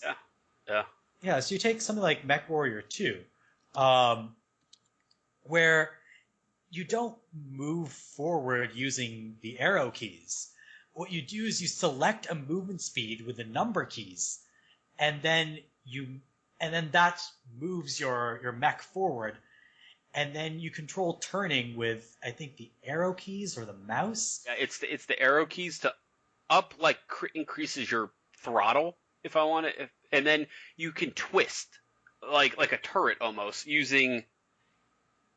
I want to say it was. I'm looking at my keyboard now. I want to say it was like maybe shift and slash, or It might have been like the home, delete, and end keys. I forget. It's been a long time since I played this. I was in middle school at the time. Yeah.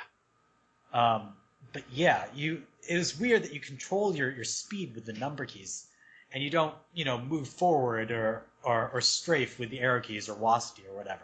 Well, this was also came out in the era for PC games where you would get like games had such complicated control schemes. You would get the overlay for your keyboard.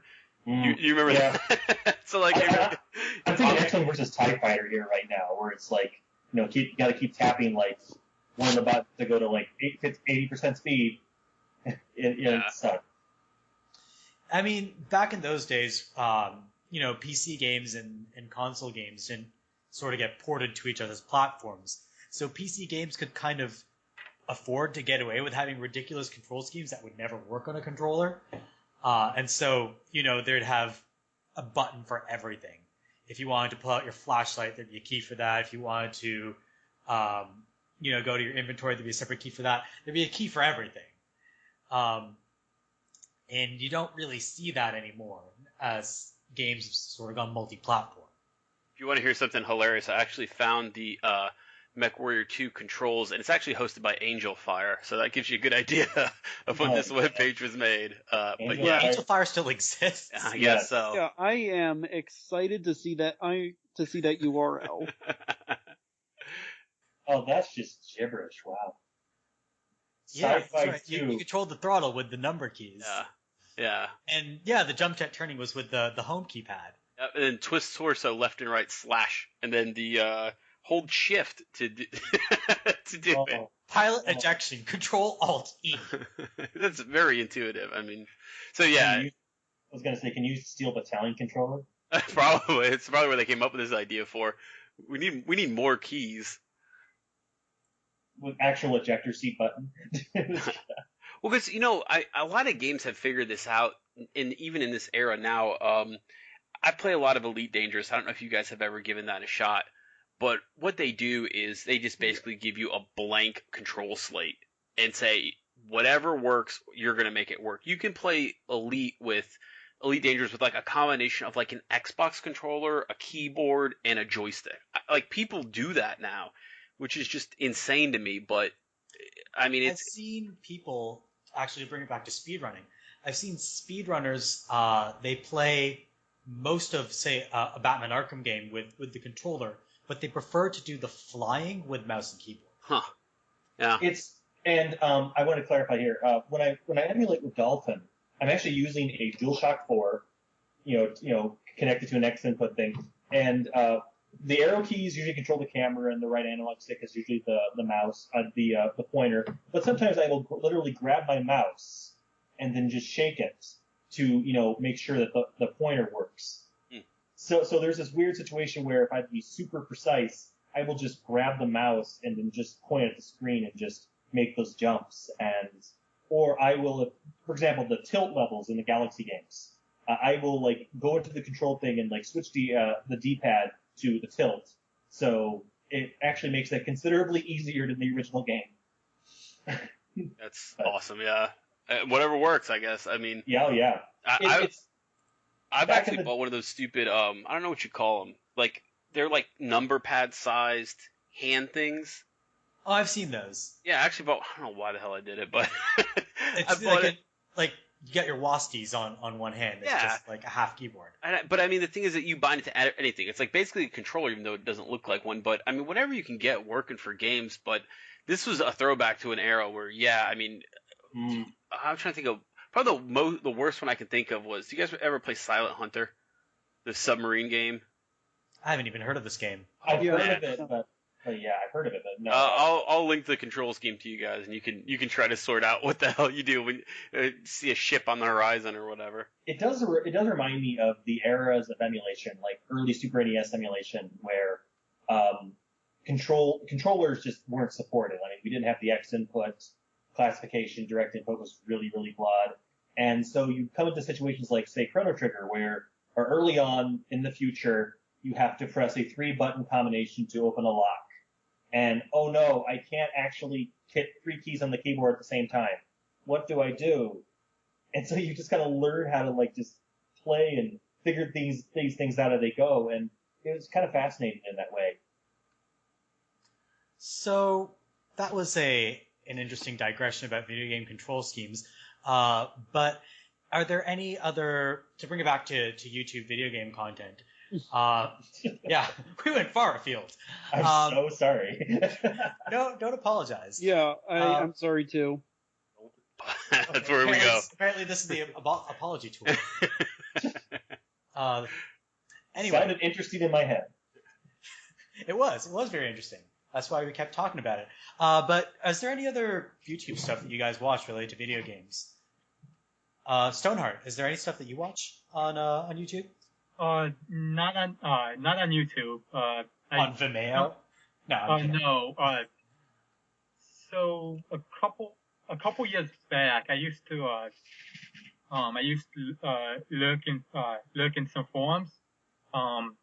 And so sometimes, so when I guess when I think of sort of Let's Plays, I'd see people doing like usually like Super Nintendo, like 16-bit games, like Super Nintendo, Game Boy Advance, and it'd usually be like RPGs and such, and stuff like Pokemon and Fire Emblem, and they would they just take a ton of screenshots, and because of the way like some turn-based games are, like you can still get a good idea of what's going on. Okay, so like the old text Let's Plays with images. Yeah. Those are still around, I believe. And I believe some people still make them. But I never really gotten to those myself. Did any of you guys ever read these old text Let's Plays? Yeah, I think I'm trying to think of where I kind of first started seeing them. Do you guys remember, like, you used to buy a Prima guide and it would come with like a code, and like you would go on there, and that's kind of when I first started seeing them, and it was such a great, like, a revelation to me, like, hey, as you're going through a Prima guide, click here and it'll show you a picture on the internet of where something was, rather than just trying to describe it in text or whatever. And then I'm guessing people probably, ran from it from there, but yeah, I would say that on most times, if I'm looking up a guide for a game, like if I'm doing like a second monitor of like Doom, for example, I would much rather have a Let's Play with pictures and text than I would even a video sometimes, because I find with a video I'm constantly pausing it, rewinding it, stuff like that. Right. If I'm on a collectible run for a game or whatever, I'd rather just say, hey, after you pass the 3 boxes, turn around, look to your left, jump up in the crate. Here's a picture of the crate. That's honestly, that's my ideal, like, I would call it almost a guide style, but that's really what I look for. One of the things I actually do like about the new Doom is that, as I said before, it's not just a straight line. Like, there are lots of nooks and crannies and hidden stuff. And yeah, to find like the cute little, Doom Guy dolls or the switches to unlock the classic levels and all that stuff, it's not right in front there. Like, sometimes it's like legitimately creative where they hide that kind of stuff. And I did occasionally look at a walkthrough because I was thinking, well, gosh, I kind of want to like not fall behind on the arms race here when it comes to power-ups. So I'm going to sit down and possibly look into this. And yeah, sometimes the video is better. Sometimes just, hey, here's a picture. But yeah, it definitely depends on the person. Yeah. I mean, yeah, that's really just it, isn't it?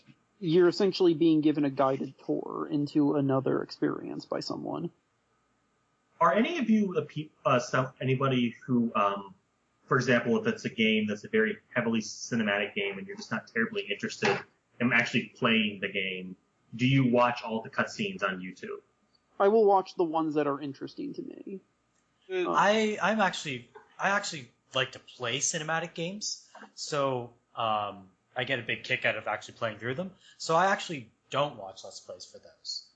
I'm the other way around. I'm trying to think of probably the closest example I give lately about was Metal Gear Solid 5. I just completely lost interest, so I was just like, all right, let's just keep getting through this for the sake of completion. And what I ended up doing was just watching all the cutscenes on YouTube. We talked a lot about it last time, but Very That's cinematic about games. another 20 hours, I'm guessing. I mean, really, I know you should know when you're getting into a Metal Gear game. That's what you're getting into. But yeah, to me, there's a point to cinematics, and then there's a point to, okay, you're really not driving the story forward. You're just wanting to show me quiet writhe around in the in the rain for 20 minutes. Yeah. I just With the the moment I soft saw piano music in the background. the moment I saw her in the PC version, I said, "Nope, this is getting modded," and it was. It got modded pretty quick. So she got to wear her uniform for the entire game. It was much better. I can imagine. So one thing that I want to mention, one thing that I really like watching on YouTube is this the show that Achievement Hunter does called Go. And the reason it's really interesting to me is usually the host of the show, what he does, he sets challenges. He says, the first person to kill 5 different people with 5 different weapons in 5 different video games. Or the first person to get a score of exactly 500 points in some video game. And it's interesting. And then the 5 other people there, as quickly as they can, try to complete the challenge. And it's interesting to see people interpret those rules however they do. It's also interesting to see what games people go to in order to complete the challenges. So to me, that's really interesting. Setting up sort of this competition show where people, it blends elements of creativity and competition and video games all together in one interesting, neat package. And that's something you couldn't really do before the era of YouTube and online video. What do you guys think about stuff like that?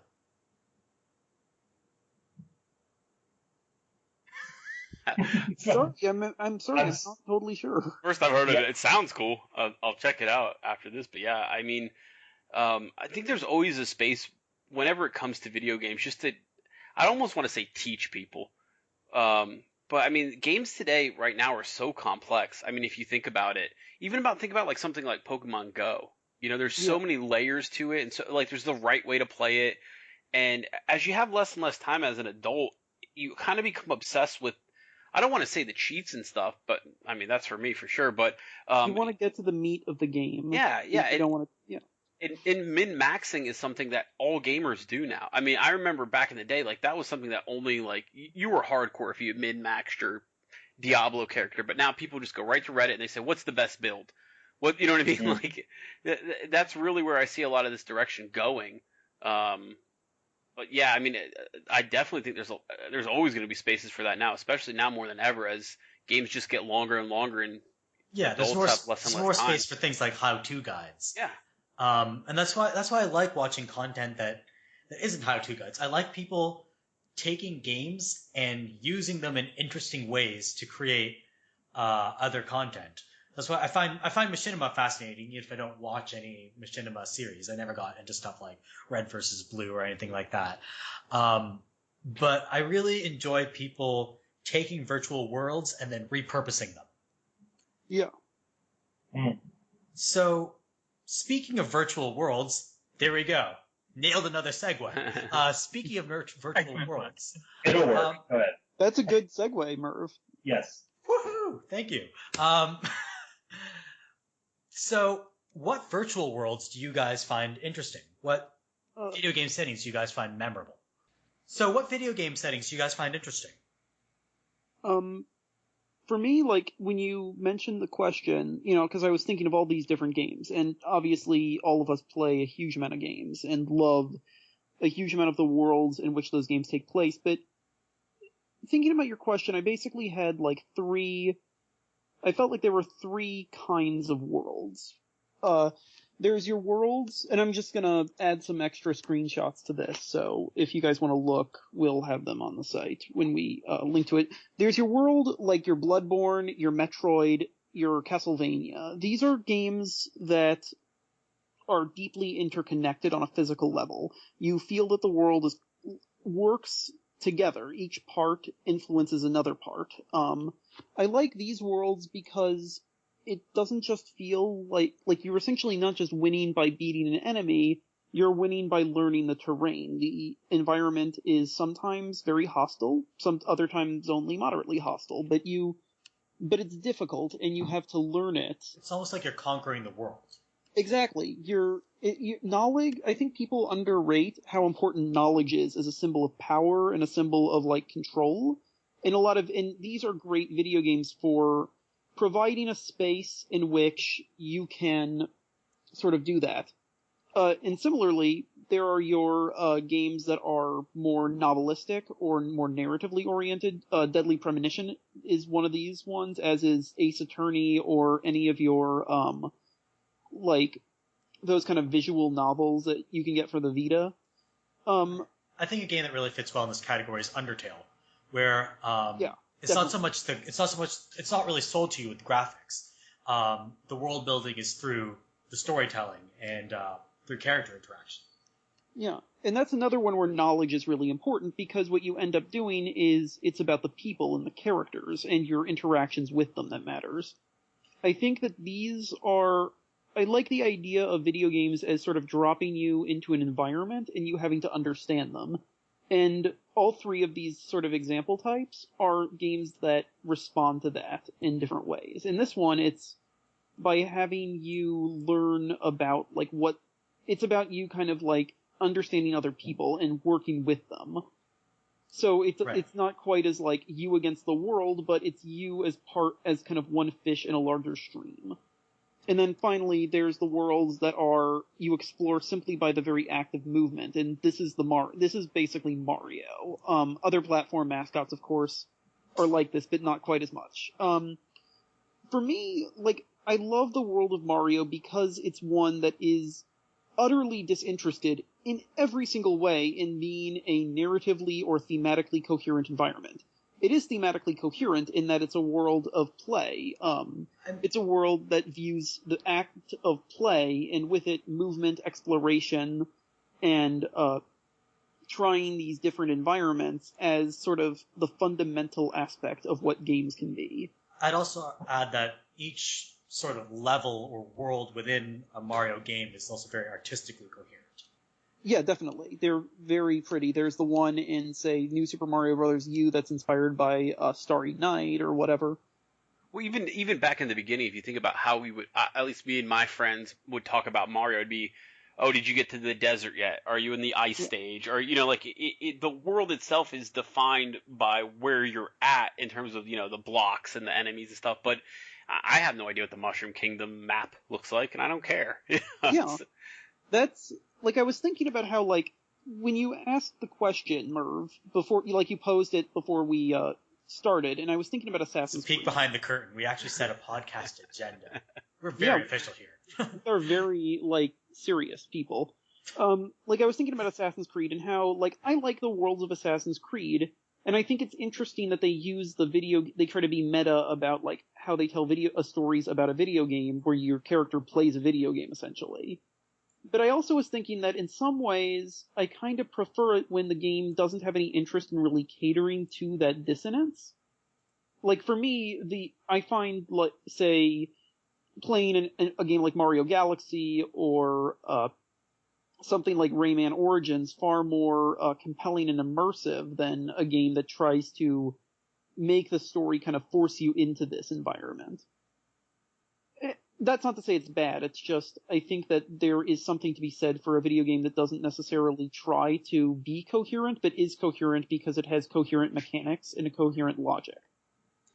Right, I mean, narratively, the story in, say, Super Mario 64 is Peach has been captured, Bowser's wreaking havoc again, go save Princess Peach.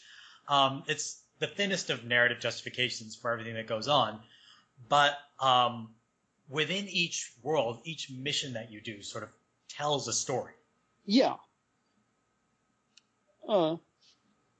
Yeah, it's not, like, the most complex stories, but it also allows this little bit of, like, it's a game where the themes, and there are themes, just not necessarily, like, narratively complex ones, and they get repeated through iteration. It's kind of more reminiscent of a show like, I know I often reference Columbo on the site, but, well, like that, where you're, well, it's true, it's the I know idea, you do. yeah, that you tell a story, and the story is not one large saga, but multiple little, scenarios or anecdotes, and together they tell you a much larger thing. I kind of like that approach, where instead of trying to tell this huge overarching story, you tell vignettes. And I don't think video games have ever really done justice to the idea of the video game short story collection. Yeah, definitely. The closest thing I can think of at the moment is Dragon Age 2, and that has narrative problems that I don't want to get into at the moment.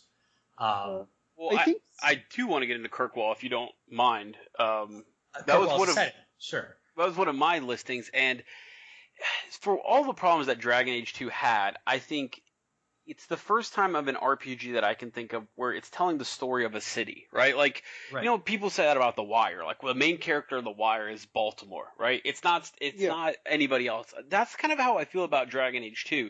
You're getting the story of a city at a very specific time in this really weird conflict that rages around it. And Kirkwall to me is just so memorable. Like, I can almost in my head walk the streets of Kirkwall, you know, thinking about that area where you come in, where they don't let you in. Then finally, you know, you go through that weird, what did you do for a year decision? And then, you know, they drop you off in that like open area and you look up at these weird slave statues. I don't know how else to describe them. You guys know what I'm talking about, right? Yeah, I remember.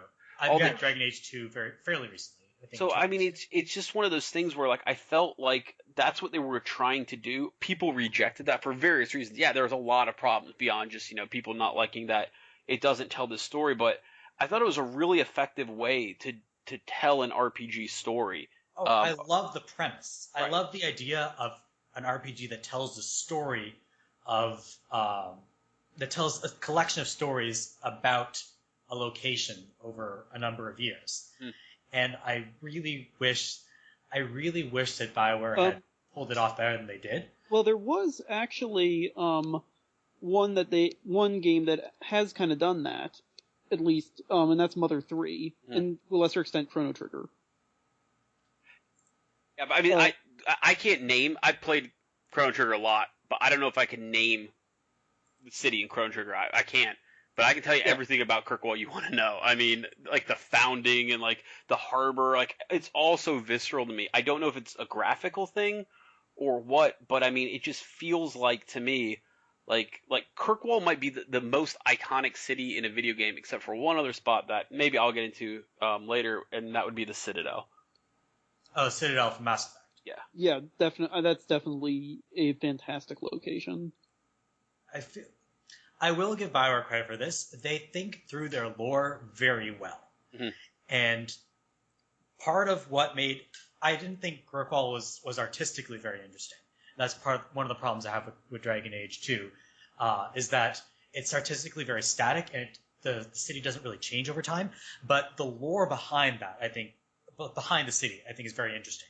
And in particular, if we talk about Mass Effect, the lore behind the Citadel, that it's this weird space station that was it the Turians or the Asari just bubble across. Yeah.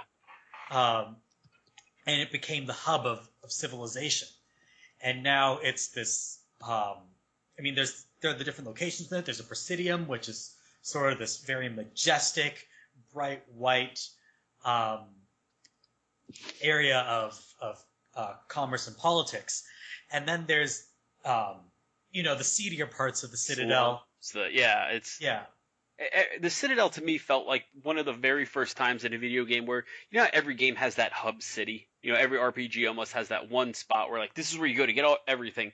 You know that you're going to be going back to the Citadel multiple times in Mass Effect, but it always, I don't know how to describe it, always felt cool to go back there. Like, to see what's going on, what the new stores are, what the new shops have and stuff. Is there a new quest that popped up? Does somebody want you to go back to a planet you were just at and do something else? Like, it felt alive. And that was one of the very things to me that made Mass Effect so successful. And then at the end, the way the Citadel is kind of a MacGuffin to save the universe, it actually worked for me on a lot of levels because, the Citadel's been almost as constant.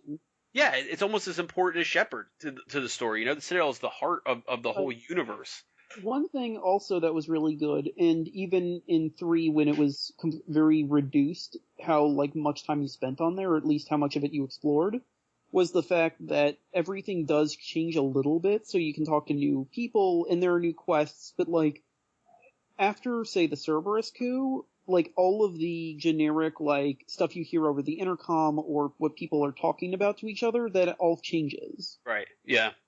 Yeah. And it feels like you're actually going, like, it's obviously just a small change, and video games can't, like, be that dynamic to really mimic real life, but I do think it's a place that's fun to be, and a place where you kind of want to know what people are doing there. Yep. Speaking of that, incidental dialogue, I think, is something that's an underrated aspect of making video game settings feel believable. And especially, this is something that I really liked in Mass Effect 3, is that your companions would comment on the locations you were walking through. And they would have things to say that sort of added color to the world. Okay, yeah.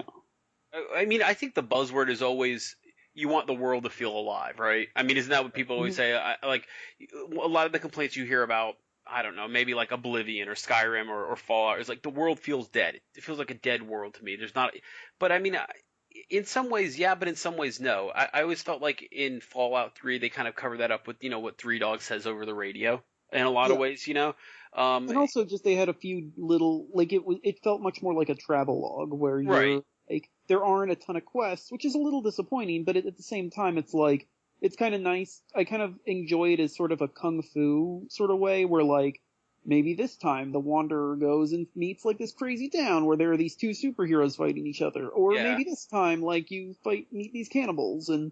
But where the incidental dialogue really, to me, kicks in is... How many games are there where you become the world hero? I don't know how else to describe. You know what I mean? Like 90% of, like, 90%. Every game ever, basically. And it's so weird to me. Let's say like World of Warcraft for an example, right? Like let's say I'm the guy who killed Ragnaros and Molten Core. I'm the guy who did all this stuff. But when I go talk to a vendor, so did 12 million other players. Yeah, exactly. But when I go talk to a vendor back in my hometown of Undercity, they're like, "Hey, go kill some rats," or like they don't ever treat you any different, and it always kind of detracts from me because you can't create this heroic journey for me, but never let the world reflect. In, like, super high level gear and jewelry. Yeah. And some like dirty shopkeep is telling you to like clean his shop floor. Yeah, I know that's a problem with MMOs just in general, right? Like so 12 million other people have done the same things you've done, but there's been a few games that have gotten around that, MMO wise. I don't know if you guys have ever played the Lord of the Rings one. Lord of the Rings MMO. I've never played an MMO, sorry. Well, what it does is so you guys know the basic way MMOs work, right? Get quests, move up, rank up, all that stuff. What I'm sure other MMOs is, but what Lord of the Rings does is it takes you out of that world and it has like these story chapters where you play them and advance through them, and it generates it carries on the story just for you. So you go like into an instance of 1 or 2 or 3 people, and it tells you that story, and that becomes your story. And then from then on out in the game, like, yeah, I'm sure it's fancy programming and instancing and stuff like that, but the world changes based on what you've accomplished in your story missions. It's a cool way to do it, but like what you're saying with incidental dialogue and changing the world and having impact. To me, it's hard. It's going to be one of the hardest things that MMOs deal with, but any RPG in general, that if it's going to have you go out and be the hero, the world needs to reflect it. Otherwise, it just feels like, what's the point? But you should also not do it just for its own sake. Like, you shouldn't feel like you have to necessarily try, because sometimes I think if you do that stuff like that too hard, but without making, like, the dialogue good, it just kind of ends up being distracting. Well, here's an example for you recently. That's kind of, I think, what you're talking about. The Division, right? Oh, yeah. So, I mean, like, you're this guy who's basically single-handedly reclaimed New York, right? Like, I mean, New York has fallen into various gang hands and stuff like that. Single-handedly, you go back through and you conquer it. And yeah, there's some stuff, that changes dialogue-wise. But every single time you walk by one of the characters, they say the same damn pre-recorded line. Like, I don't got time for this shit. Leave me alone. Or stuff like that. And you're like, hey, wait a minute. Have a little, respect. Or, like, if you cancel out from buying gear from a shopkeeper, they're like, I didn't want to sell you anyway, or something like that. It's just so weird because, like I said, you spent this entire game saving everyone's lives multiple times. it never connects because of that to me. See, I feel like that can work if it becomes the character's catchphrase. They say the same thing over and over again, but instead of it, if that kind of dialogue is not about you, but it's about them, it feels like their catchphrase. But if it's about you, it's like, hey, I'm the king of the city, stop treating me like a sack of shit. What are you buying, stranger? What can I do for you? That's old Griswold from Diablo 1. Yeah. Right. It becomes a catchphrase, and to me that's just fun. I like catchphrases. Because I grew up in the 90s, and the 90s was the era of catchphrases. Yeah. Anyone So, needs me, I'll be in my room. Pardon me? No, sorry, sentence joke. Sorry. I was gonna say, and it takes us back to hating Sonic. Yay! Did Sonic have a catchphrase? Did Sonic actually open his he had mouth little before the finger aughts? thing. Sorry? He had the finger thing, where he would, like, mock you for not playing the game fast enough. Gotta go fast. Wait, what was the finger thing? Was it like finger guns or No, when he, like... the bird or? Yeah, no, he, like... flipped his Yes, finger, Sonic flipping us off. He's been doing that for 15 years. That would make me love Sonic. If Sonic just was like, hey kid, fuck you. I would love Sonic. Yeah, even, like... Remember when they made an edgy version of Sonic, and he was... Shadow. No, I was actually gonna say Knuckles, and he was replaced by another edgy version of Sonic? How much more edge can Sonic get? I mean, he's literally designed to be spiny specifically because Mario is designed to be round. I don't know what Sonic is other than the anti-Mario. Yeah, I think that's really just it. It's a combination of him wanting to be the anti-Mario and wanting to be an actual mascot. But the problem is that he's not, like, interesting. Like, I know that's mean to say, but no, we can shit on Sonic all we want. Oh no, we totally agree, actually. Because the thing with Mario is that all of the stuff that is Mario, it makes sense. Like, it's a holistic design because they were like, he's basically a character who's designed to go against technological limitations and also to provide, like, more satisfying gameplay. Like, he's a mascot who makes sense because he feels like someone who could naturally work as a mascot. Sonic feels like someone who was designed to be a mascot because he was. Yeah, and on top of that, I mean, to bring this back to video game settings, Mario's settings feel coherent in a way that Sonic's don't. And they also feel interesting in a way that Sonic's don't. Yeah. So Mario, he's in his plumber garb, he goes through pipes, and he eats mushrooms. So you can rationalize that as the shroom trip of a plumber. I mean, yeah, but you can also, I think, just describe it as, like, this idea of, like, food makes you big, or... Yeah. Like, the two things that you eat are a mushroom and a flower. Yeah. Right. Those things, it feels coherent in a way. Yeah. That Sonic Magical, really even. doesn't. Yeah, it feels like there's this air of magic and, I don't want to say mystery, because it's not mysterious, but there's this air of magic around Mario. It feels like, rather than the mushroom trip analogy, which is a bad analogy, it feels like Mario is hopping through a pipe into a world of magic and whimsy and wonder. Sonic, on the other hand, he collects rings and goes fast. And his worlds there's never any coherence to them. So he collects rings and fights bad guys, but there's not that same sense of magic to the settings in which Sonic plays. Operates. Yeah, the settings in which he operates. It never really feels like there's a coherent set of thoughts that were used to design Sonic's settings. Yeah, because you can even see in the level design that even in, like, the original games, there's this weird dichotomy where on one hand they're supposed to be very exploration heavy, but they're also supposed to be, like, power trip levels. And I think you can sort of combine those. I think you can actually see, like, Colors and Generations kind of do that. But it's really, like, a design that it's a design that's designed for marketing needs and, like, commercial needs over any kind of, like, structural, like, integrity.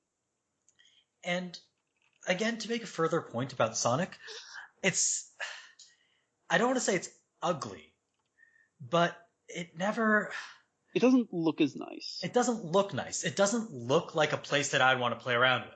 It So looks vaguely pretty, but like, it looks generically pretty. Like they put sort of the bare minimum of effort into making something that looks nice. It looks like a shitty DreamWorks movie. If you play if you look at the recent Sonic games, like I watched Game Grunt to bring it back to Let's Plays. I watched the Game Grunts Let's Play of Sonic Boom, and the only reason that was entertaining is because they were just shitting on the game the whole time and making fun of it. But in that game, you go through. There's like a mine setting. There's a tropical island setting. There's sort of this lava setting, but it all looks super generic. It looks like DreamWorks B Team does video games. Oh, take my money, please. Yeah. I'll sit through another Shark Tale instead of. Oh no. I've actually never seen Shark Tale, so I should. I've seen the first 10 minutes when we did a rabbit stream. No one bothered to keep going. That's very damning. The stream was bad. Like I saw that damn dolphin movie. I was gonna watch Shark Tale. We had it. No, the dolphin movie was awful, but it did have the one thing, which was when Banner posted the picture of the sexy dolphin and made me almost choke to death by laughing so hard. I know Shark Tale has one hell of a voice cast. I remember that, but it's a wasted voice cast. As in most of these 3D movies, I still remember there's just one gag from a Latter-day Simpsons episode, Please Don't Kill Me, AV Club, where they have a trailer for a fake 3D movie called Cards, and they just get all this crazy voice talent to voice the various playing cards. So like, oh, I remember that. Yeah, I don't remember whom they got for it, but it was like, and this actor plays the Jack of Clubs, and for the Queen of Spades, we got her. And it's like, it looks exactly like a shitty DreamWorks trailer. Well, voice cast is definitely a podcast topic. I'll tell you that. Oh yeah, we'll have I love how on every podcast we come up with a topic for the next podcast. It always seems to work out like that. Yeah, I think that I don't know what I'm even saying. Yeah, there's a weird thing where people are just kind of like I understand that there are marketing needs in there, but I feel like you can incorporate them into your game at least in a better way. Than being so brazenly, like, kind of cheap or direct about it. Yeah, I mean, honestly, the best... I mean, maybe the massive video game successes are all crazy marketing plots that we never end up hearing about. But it seems like the video games that are the most beloved are video games that were built up to be, first and foremost, good games with wide appeal, rather than good games designed by marketing committee, and then designers have to work within those constraints. Mm-hmm. Feels like the game came first, and maybe marketing had some influence on direction once the premise was set. But it's never like marketing handed them Sonic and said, go, make a game with it. Yeah. It really, I'm spoiling part of what I'm writing or have written and I'm editing right now, but yeah, like, you can actually look at Sonic and like cut him up, and you could probably see like the record, like the tree stub record, like the tree rings of basically like 20 years of video game design. Like you could see like this point is, okay, Mario Galaxy came out a few years ago, so we'll have like circular worlds, or here's this time where like God of War was really big, so Sonic Unleashed and Secret Rings were both influenced by that game. It's a weird thing where the whole, like, they just constantly seem to be chasing trends, which is a very odd position to be in if your whole deal is that you're really fast. Mm. Like, Sonic shouldn't he be the I wonder where the scarf trend was in video games. It's just, like, vaguely hipster/casual, like Sonic. Like, not Sonic Williamsburg edition? Yeah, I'm kidding, but I think it's designed, like, basically to just have him be, like, to look casual in a way. Like, this is the Sonic who makes sense for the Sonic Twitter account. Well, it's better than nothing, as a Sonic Twitter account would say. Yeah. So, to bring it back to video game settings, we talked a lot about why Sonic settings are unmemorable. Are there any other settings that we think are not in the Sonic category that actually are memorable? Any other ones you guys want to discuss? I want to talk about how certain open worlds work a lot better than others. That is a great topic. Let's talk about it. I definitely agree. Because I know you had put it on the list there, but I was going to steal it anyway. Was Sleeping Dogs. Oh, please steal from my list. I told you to steal from my list. Yeah, because I know, spoilers, again, the list. But that game was my favorite open world game of the last generation. Like, I just thought it was not overstuffed. It was essentially... Actually, sorry, I'll talk later. Okay. I mean, it was essentially not overstuffed. It was it was a fairly vast, map and, places to go and such. But it didn't feel like, oh no, I will never memorize this thing. As opposed to where GTA 4 and 5 just became just giant messes where I would never memorize anything. What I'll say about Sleeping Dogs is that it feels like Grand Theft Auto with an editor. Yeah. Mm-hmm. Like it's not trying to tell a million stories at once. We cannot shit on GTA 5's map enough, for my opinion. I mean, that was just... I mean, I can't shit on GTA 5 enough. I think it's a bad game. Why was it so fucking big? I mean, think about all those miles of nothing, of just... God, I don't know. I never could get into that. That map is just basically ruins the game for me, to be honest with you. I mean, so much of that game, it's beautiful, but it's just so sparse. Yeah. You don't see any cars around. There aren't that many NPCs. I mean, I was playing this on PlayStation 3. So I guess in the PC version and the new console versions, they've sort of rectified that problem. It's not much better. It's just so sparse. It feels like the world, unless you're on the highway, it feels like the world is completely unpopulated. Yeah. And if they'd, reduce the map by, say, 2/5, it would go a long way towards making the world feel at least a little more alive. Yep. And I mean, that wasn't my main problem with GTA 5. I'll shit on it with other reasons that aren't relevant to the topics of this podcast.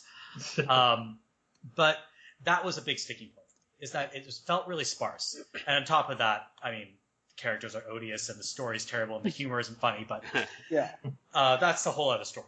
Okay. All right. So I'm sorry, Sherman, I wanted to go back there. But one of the examples that it really kind of caught to me is that one of the very first missions in the game is you have to collect from all these people you're getting protection from, and you're walking in these giant crowds, and there are people screaming about, hey, get the latest CD, latest movies, bootleg stuff. Sleeping Dogs, by the way, we're talking. Sleeping Dogs, yes. And it's so simple, yet it's so much character. Like, I already feel that, they've already put a lot of effort toward, like, this city being alive in its own way, as opposed to just being cynical and terrible. Yeah, the developers of that game, they made a lot of effort, and they took trips to Hong Kong. They actually scored interviews with members of various triad groups in order to get that authenticity. And I've been told, I've never been to Hong Kong myself, but I know people who've been to Hong Kong. They saw me playing the game. They're like, this feels like Hong Kong to me. One thing that, I thought Sleeping Dogs, I wasn't as enamored with it as you guys. I thought that, especially the gunplay was really unsatisfying. Yeah, I will give it. Yeah, and there were a lot of, sort of weird moments, in it that I wasn't as keen on. But yeah, the world was, yeah. It's really amazing how just taking a city that isn't New York can be. Imagine if The Division was in, Boston. Yeah. I mean, it would obviously all the problems would still be there, but just, I feel getting a different environment, even a slightly different one, can really just make it so much more powerful than if you're just using the same place. Yeah, we're always in LA or New York, right? Where's the video game set in St. Louis or Toronto? Exactly. Toronto basically is New York anyway, right? Isn't that how that works? I mean, I don't know. I'm not from Toronto. I mean, I am from Canada, but not Toronto. No, but so I like to sit on Toronto. More of my problems with Sleeping Dogs are not so much the world and things like that. I couldn't stand the mini games. Thought those were a little bit ridiculous. The gunplay was bad, but the combat was great when it worked. But there were a couple of times when it would almost try to overwhelm you. I'm thinking of there was one fight, like a Shaolin's temple kind of place where they just kept throwing waves and waves after you, and the combat could be really finicky because it might have, but I don't remember if it had a lock-on system. But I remember it was very hard to use, though. Yeah. You had to hold down the shift key and then scroll with your mouse wheel. Oh, never do that in a million years. But yeah, I just remember being kind of frustrated by the combat. Not on one-on-one fights, but overall, I mean, it was a great game. I'd still probably say my favorite Saints Row, or my favorite of the generation is still Saints Row, only because it takes everything to its logical, ridiculous conclusion in a lot of ways. But yeah, 2, 3, or 4. Oh, man, Four. 4 probably would have been pretty. When did 4 come out? It had to be pretty comparable time-wise to Sleeping It came Dogs. out right in 2013, a year after Sleeping Dogs, and right before the new consoles launched. Yeah, so It was basically a paean and like a whole tribute to that era, like that whole console generation. Because you had like the Normandy, you had like Bioshocky stuff, you had Iron Man suits. Like it really felt like. One of my favorite things about, as an aside, one of my favorite things in Saints Row is the romance options when you're on the ship. Oh, you can romance anyone. Push X to do it, or whatever it was. It just, I don't know. It was just so, I don't know. It just sums up like 8 years of Bioware romances in one button. My issue with Saints Row 4 though was like because you could just jump all over and fly, the city meant nothing. Oh yeah. Like the design just was so like uninspired and just like. I actually had that problem with Saints Row 3. See, to bring it back again to video game settings, I feel like Saints Row 3, Steelport, is just such a boring city where everything feels so uniform. And if you compare it to, say, Stillwater from Saints Row 2, that game actually felt like a city with different believable districts. You know, there was the University District, the Industrial District, there was the Suburban District, there was the Rich District, there was the Business District around Altor. It all felt like a real city in a way that Steelport didn't. Steelport felt like it didn't have character. Steelport, actually, I'm going to say the one part of Steelport I actually liked was kind of how all of the giant factories and those at least gave it kind of a slightly Rust Belty feel, which at least is slightly different from New York. Yeah, I'll give it that. It didn't feel like New York. It felt like 3 in general felt. I should note I've only played 3 and 4. I've only played 2 and 3. Yeah, but 3 very much felt like a weird halfway point. And really Saints Row 3, Steelport and Saints Row 3 both felt like this kind of halfway point between just being a slightly more sadistic and wacky game, GTA, and just being the sort of paean to cheap, disposable, yet still entertaining insanity that 4 was. Yeah, 3 to me felt like it didn't go all the way. 2 was wacky in its own way, and I enjoyed it. But 3 felt like it was in this awkward no man's land between being wacky and being completely over the top. Yeah, but 4, I mean, really carved out its own little spot. I mean, if you told me tomorrow, okay, a GTA and a Saints Row are coming out next week, which one are you buying? That's an easy decision to me, honestly. I would pick Saints Row every time. Yeah, absolutely. Right. To me, I mean, the last GTA game that I enjoyed was San Andreas, because, I mean, that felt like it told a fun story. It had the jetpacks and the fighter planes and all that nonsense. I actually feel that GTA 3 is the most realized world, even though it's very limited. I mean, in the way that it's easy there's like enough there, and it's very easily memorable, like you can drive everywhere. And in the later games, it just got more and more just ridiculously large. And that's been the arms race, though, in open world games, right? How big is your world? How big can you make it? They compare, okay, it's 10 times the size of Skyrim. Who gives a shit? It's 10 times of nothing. Why do I care? You know, like, give me half the size of Skyrim with a million things to do, and I like that better, you know? Well, I think it's also like if you can fill that up or if you can use the space effectively, it's fine. Yeah, and GTA 5 does not. That whole desert area of nothing is just... I can't say because after 12 hours I couldn't stand Trevor and returned it immediately. I got through, I think, 15 hours of it and I just never finished it. Yeah, there's a certain point where I'm just like, I know he's meant to be, like, represent the player and the sadistic fan. And, like, I know he's meant to be wacky, but dear God, is he unpleasant to be around? Yeah. I will see, when I play an open world game or a game like GTA and I do ridiculous things, it's because I I do it more from a position of curiosity and humor. There's no sadism there. I'm not like, ha Yeah. ha ha, look at that guy dying. Oh, Yeah, like that more like- torture scene is just, God, why? I You know mean, what it It's is? more like, I find this funny because these are virtual people. It's the same kind of glee you get from picking up a peep in Roller Coaster Tycoon and drowning him. Mhm. Right? It's because it's goofy and virtual. I don't want to pick up people and drown them in real life because I'm not a murderer. Well, there's one other part of it There that are I rules. think is that we're not necessarily bringing up, which is that when you do that in GTA, it's not just to kill people, it's because you're breaking the rules.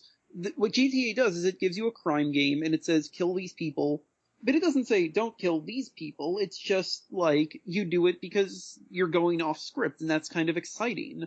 When you have a game that actively champions it and wants you to do it, it becomes kind of grotesque, and some games use that to great effectiveness. I think Spec Ops works pretty well in that regard, but like, you don't, like, does anyone really want to spend time with Trevor? no. Like, does anyone really want to hang No, around he was by with far the Crackhead worst character. rapist? As More soon so as it would Freaker. let me switch out of him, that's pretty much all I did. I mean, I would only go back to him when the missions demanded it. It was all three of them had very big problems with who they Yeah, were and yeah, how they acted. And I mean, I don't need characters to be likable. I just want to clarify Yeah. that. It's But just you want them to be compelling. I want them to be interesting people. I didn't find Trevor interesting. I mean, Franklin was just boring for other reasons. It's just a boring character. Franklin had like the worst supporting cast. Like I want to murder like his entire supporting Oh, yeah. cast in 2 seconds of meeting him. Like his best friend. oh yeah, and the tow Nothing truck but cliches. lady, and yeah, it's Oh god, she's awful. Yeah. The problem is that they basically, in 5, is that they had, like, their really good character in Nico. And then what they did was they basically decided to have 3 characters, and each one would represent a different sort of aspect of the GTA player character. But the problem is that meant that you basically had 3/3 of a character, and each one felt like a generic, like, HBO cliche. I I would say Michael- like a Showtime cliche. Well, I mean, in Yeah. the sense of a sub HBO cliche, like more of a Boardwalk Empire character than a Sopranos character. But like, Michael is your sort of disaffected, middle-aged, white, vaguely ethnic white dude. Franklin is like your kind of like, I sort of described it as Tony Soprano, Bodie Broadus, and Uncle Jack from Breaking Bad, but like really badly written versions of all of them. Yeah, and if you're exploring the world through these essentially 2D cardboard cutouts, you don't really want to explore the world. I mean, to bring it back to what we were talking about earlier with regards to exploring the world with interesting dialogue or interesting characters. Part of what makes a video game world interesting is the way that the characters react to it. And the way these characters react to their world, it wasn't compelling to me. Yeah. yeah. I mean, part of that is if you build a world that big, you can't build in incidental dialogue for every single building. So it just seems like the characters aren't really reacting to the surroundings. It makes the whole experience feel oddly hollow. It feels like there's this disconnect between the characters in the story and the world that they inhabit. Mm-hmm. Yeah, I mean, that's kind of GTA in general. I mean, I think that there are a lot of brilliant things about the series, but it's always been on, like, just on purely mechanical terms, a lot less satisfying. Like, the worlds feel kind of plasticine, albeit in a fun way, and, like, the controls have always been very, like... Oh, the controls are shit in GTA 5. Like, it's kind of weird when I was, like, going from playing, like, Mario or Assassin's Creed to something like GTA, and I was like, why does this character move so weirdly? Oh, like, they move like, how would I put it? It's like when you're running your finger through Jello. It reminds me of like running in a dream. You know, like how like you have those dreams That's a better analogy. where like Yes. you're like, oh, I feel like I should be running, but I'm not. Like there's this weird acceleration lag where they kind of do like a shuffle, and it's the reason why I don't know. This happens to me in Assassin's Creed, but you ever do that thing in GTA where you just jump into the side of a building or into the side of a car because like you're trying to gauge your momentum, but the game just doesn't compute it? Running in GTA is probably one of the worst things in the world. I mean, second only to the driving in that And game. the shooting, I guess. Good. I mean, if you want to talk about open world games with bad controls, Watch Dogs is right there for the taking. Yeah. Yeah, I don't know why they don't invest in making open world games like GTA, Saints Row, Watch Dogs have responsive controls. They all control like shit. Mm.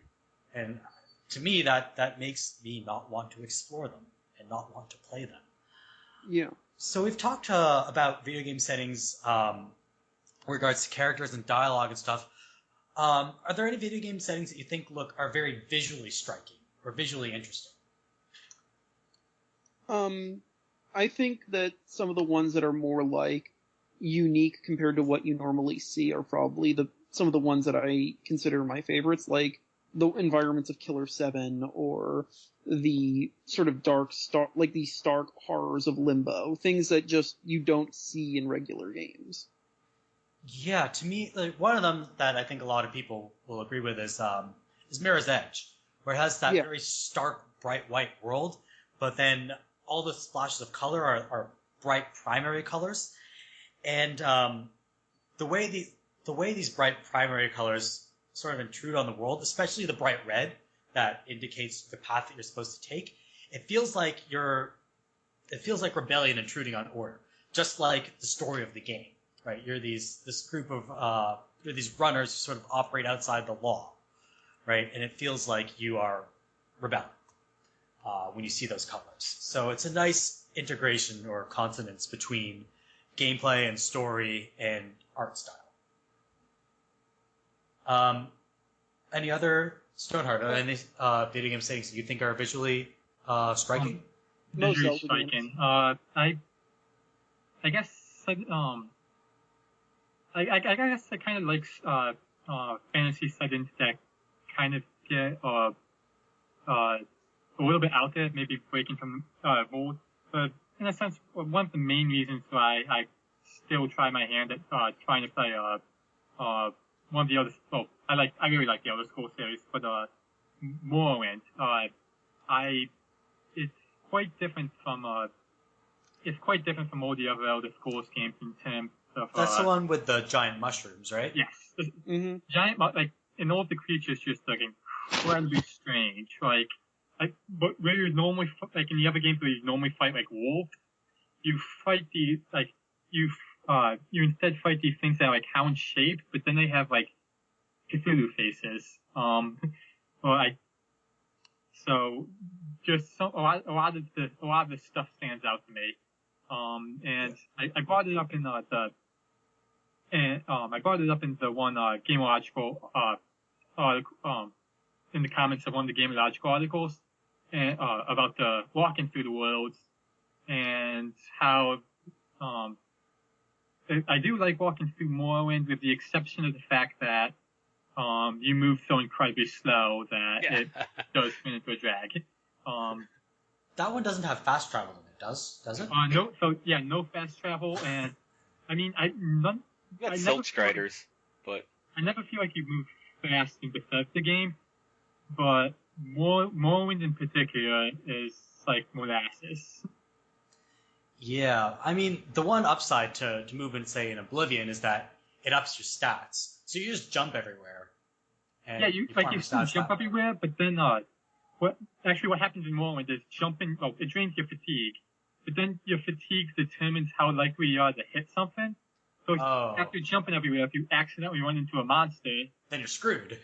Yeah, at least at low levels. Yeah.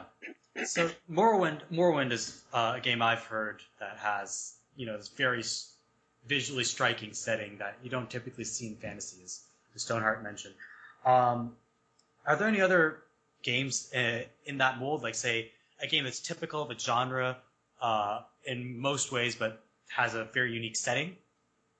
I was gonna say, I'm gonna try to say not to, go too deep into JRPGs because a lot of the times they have very, very cliched settings. But I was thinking of levels or worlds I particularly liked, and Final Fantasy IX has a couple of them. One of them primarily is Vermisia, which is the place of endless rain, where it's basically a dungeon where it's just raining forever. And then it's just very solemn, and the music is there. It feels like they came up with a name before they came up with the setting. That's true, yeah.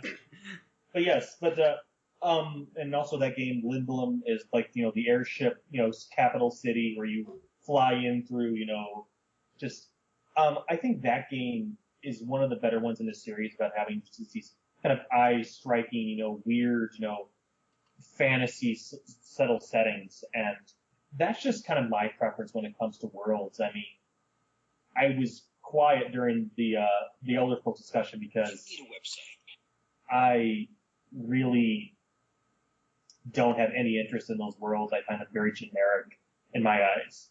Yeah, I mean, I don't have any particular interest in, say, Oblivion or Skyrim, because... Yeah, Skyrim bored me very quickly. I was like, this is just a really stark fantasy world. I mean, I'm not particularly interested in Bethesda games in general, but... I think the thing with Bethesda games is that it's less about how good the world is itself and more that it provides a space in which you can explore that world. Right. Like, Yeah. I mean, realistically, Skyrim is just, like, not that interesting Westeros, but it's the fact that you get to go in there. Yeah, I understand the appeal. It's just not something that particularly appeals to me personally. The best way I could describe it is like the opposite of The Witcher to me. Like, I don't know how to... If you really like The Witcher, that's your thing, but... I mean, it's like instead of playing someone else's story, you're playing your story.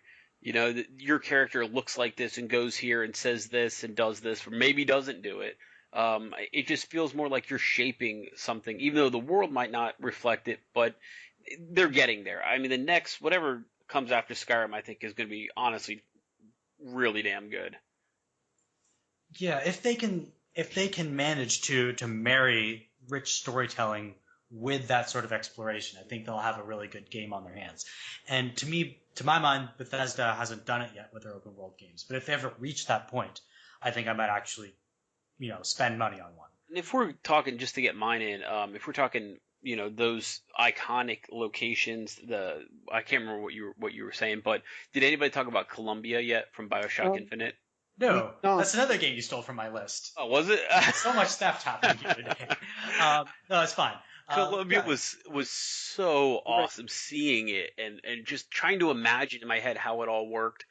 The knock on BioShock Infinite that I've always seen is it doesn't let you play around in Columbia. It's very much go here, go this. But God, I mean, Columbia is the type of place I just want to hang out in. It's gorgeous. Everything about it is cool. See, and I'm going to say something controversial here. I like Columbia as a setting more than I do Rapture, and the reason is Columbia feels like something familiar, but then it's twisted. Right. So it starts from this basis of have you guys ever been to Disney World or Disneyland? Yeah. So if you walk down Main Street USA in Disney World, at the Magic Kingdom, that is what Columbia looks like. Yeah. But it's twisted in a way that reveals the ugly racial politics of the time to which Main Street USA harkens back to. I think maybe the reason why I would put the eggs to Rapture, and partially because I think that BioShock is a superior game to BioShock Infinite, though both I love, it's that I feel like Rapture is maybe a little I don't feel like Columbia is explored quite as much, but I do think that it's explored quite a bit. It's more just the fact that, in Rapture, every single part of how the world works, the social level, on a governmental level, in just a physical level, impacts every other part in a way that I don't think it does in Columbia. See, that's the thing to me. Maybe I just missed it when I was playing BioShock. I never really understood how it worked on a governmental level. That was never really clear to me. Well, the truth is it didn't, but that what happened is Adam just kind of was the thing that would have inevitably been set off anyway. The city would have always gone under, but in this case it was going under because they found the magical DNA juice. I've just got to think about what my visceral reaction was to going back to Rapture after spending time in Columbia, and I didn't like it. I wanted to. When I heard the DLC wasn't going to be more in Columbia, I was kind of bummed out about it. Well, yeah, I didn't play the DLC. So I mean, the DLC is maybe they fixed the bugs in it, but the first episode of the DLC was a disaster. It was just so utterly broken when it released. I think I wrote a review of it, and it was just like the angriest thing I've ever written. It was like, this game is shit, it's broken, it's a waste of time, these guys should be embarrassed. The second episode is quite a bit better. I think it's better story-wise and better gameplay-wise, and also was not released in a horrifically shambling state. That would make Bethesda look like the king of stable games. But yeah, it's the DLC. It's interesting that it revisits Rapture, and it's the first time you get to see Rapture as a functioning, in quotes, a functioning society before it collapses. And that was, to me, the first time that I found Rapture sort of interesting. Because seeing the society after a collapse can be interesting in its own way, because they're kind of thumbing through that setting as an archaeologist. But seeing how Rapture actually worked made it feel more real to me than this sort of, I don't want to say theme park, but this sort of artificial setting that was put together with toy blocks. And that's what Rapture felt like to me the first time I walked through it.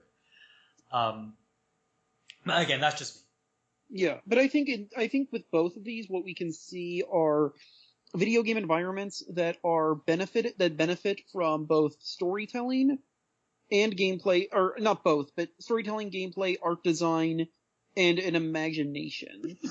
Like you can't make BioShock the way it is without Rapture. Like, you can't do it. You need, like, I guess you could the underwater setting. Yeah, it just wouldn't work if you didn't put it in such a remote, hostile, scary, yet at the same time gorgeous, picturesque setting, one that fits perfectly well with the Art Deco of the time that would have influenced a lot of, like, Randian followers. Like, Columbia doesn't work unless you have this kind of, like, late 1800s World of Tomorrow look. Right. It's like I said, it needs to look like Disney-esque idealized Americana, so that when it finally collapses, you can see the ugly side of those times bubbling up to the surface. And that's one of those awesome things about the tears that happen throughout the game is it really takes you out, and it's like it's encouraging you to look behind the curtain in more ways than one. I mean, it's just, I don't know, the setting of Columbia, to me, if we're talking about just striking or memorable, to me, is one of the top ones. But my criticism would be I didn't get to spend enough time in it to really feel like I could with, like, say, Kirkwall or the Citadel. I couldn't draw you a map if I had to of Columbia. It's all just a big mix. I doubt Ken Levine could draw you a map if he wanted to. It also doesn't really make sense. Like, logically, it doesn't really work, but I think that's totally fine because it kind of works on illogic. Like, it's kind of like when you go into a house in a video game and it's, like, way bigger than what it looks on the outside. Yeah. I also am a big fan of the Pokemon levels, the Pokemon worlds. I think that they are really good at presenting environments that are not strictly linear, but are interconnected in a way that forces you to go in a circle, so that by the time you beat the game, you've ended up going in all the way around and get to come back. I like that they try, not like super hard, they're still like crazy video games, but hard enough to make it feel like your different worlds at least feel kind of naturally together, so you don't, like, have an ice level next to, like, the ice area next to a volcano or something. And I just like the fact that it's, like some of the other games we've talked about, is one that sort of makes the notion of exploration into it turns it from subtext into the actual stated goal. Right. I mean, that's one thing, if you ever look at a Pokemon map that lays out the entire world as one image, you can see the circular formation of it, especially the old ones. Yeah. Right? You can see how they've designed it to all fit together like one big overworld that you go through in a loop. Mm-hmm. If we had video in this podcast, you could see me making a loop with my finger. I'm bringing up a picture of Kalos from Pokemon X and Y, and it looks like Sun and Moon are just going to continue that, which is great by me. Yeah, I'm pleased, though I don't play Pokemon, I'm pleased that they're keeping that series staple in it. So one other striking video game setting that I wanted to mention was have you guys played Fracto SC? I have not. Okay. No. It's one of those semi-obscure indie games that Merve likes to play so much because apparently he's a gaming hipster. That's what my friends tell me. I'm a gaming hipster. So there are a lot of first-person exploration games and a lot of first-person puzzle games, but they don't always have the most unique or memorable settings. What I really appreciate about Fracto SC is that instead of the bright white puzzle rooms like Portal or Cube or Mag Runner, it's set in this neon-drenched purple and bright green and pink world, and all the music is this 80s synth stuff, and the whole world is built around rearranging music in this bright neon setting. And on top of that, it has these big landscapes. So there are mountains with hills and valleys. And so what you feel like when you're playing this game is that you feel like an archaeologist uncovering the remains of this lost, weird, synthesizer-based civilization. And that's a feeling that you don't get from playing a lot of games. That you're actually uncovering the secrets of some weird alien world. I think we talked about it this last time, and I was like, "Oh man, this sounds awesome." I meant to download it, but man, I don't know. Is it really like trippy to play, or? It's not like particularly trippy, but it's so, and some of the puzzles get really frustratingly hard. But it really feels like you're trying to decipher the way the puzzles are designed. It feels like you're trying to decipher the language of the game. Well, because I'm looking at screenshots right now, and I mean, like you're saying, there's stuff going on with it where I couldn't even tell you what the game is. It's wild looking. Yeah, it's one of those very wild looking games for sure. So are there any other video game settings that you guys want to mention for being striking or unique or cool or memorable? I feel like I've said way too many Nintendo games, by contrast, so I'll just say that I also enjoy ones that are very shallow too, like, Panau and Just Cause 2 is, there's so little to it, but I just kind of love it because of that. Yeah, it's very simple. It's like, here's this tropical paradise to go play around in. It's a go resort. blow shit up. It's literally a murder resort. Well, we're getting a strange window to your fantasies now. Murder resort. Hey, want to go Purge? Yeah. I'm just imagining Nintendo's launch title for the NX, Nintendo Murder Resort. Take a chainsaw with Reggie. That's the dark sequel to Nintendo Land, which I want to see. They would get so much strife for that. It'd be just so funny. I just want to see Reggie with like a purge mask and a shotgun going around just blowing shit up. He's just taking names and kicking ass. In that order. Yes. You know that Reggie would do it in that order. So I think that's on that note of Reggie fucking shit up. On Murder Resort. Yes. I think it's a good time to call this podcast to a close. Thank you, Lord Stoneheart, Wolfman Jew, TheKappa, and PT for joining me on this wonderfully weird journey through video game settings and YouTube and all that other good stuff. This will be online at some point in the future. So thank you for listening to us ramble on about video games, and we'll see you next time. Later. Okay. Bye, everyone. Bye-bye. Have a good night, everyone. Bye.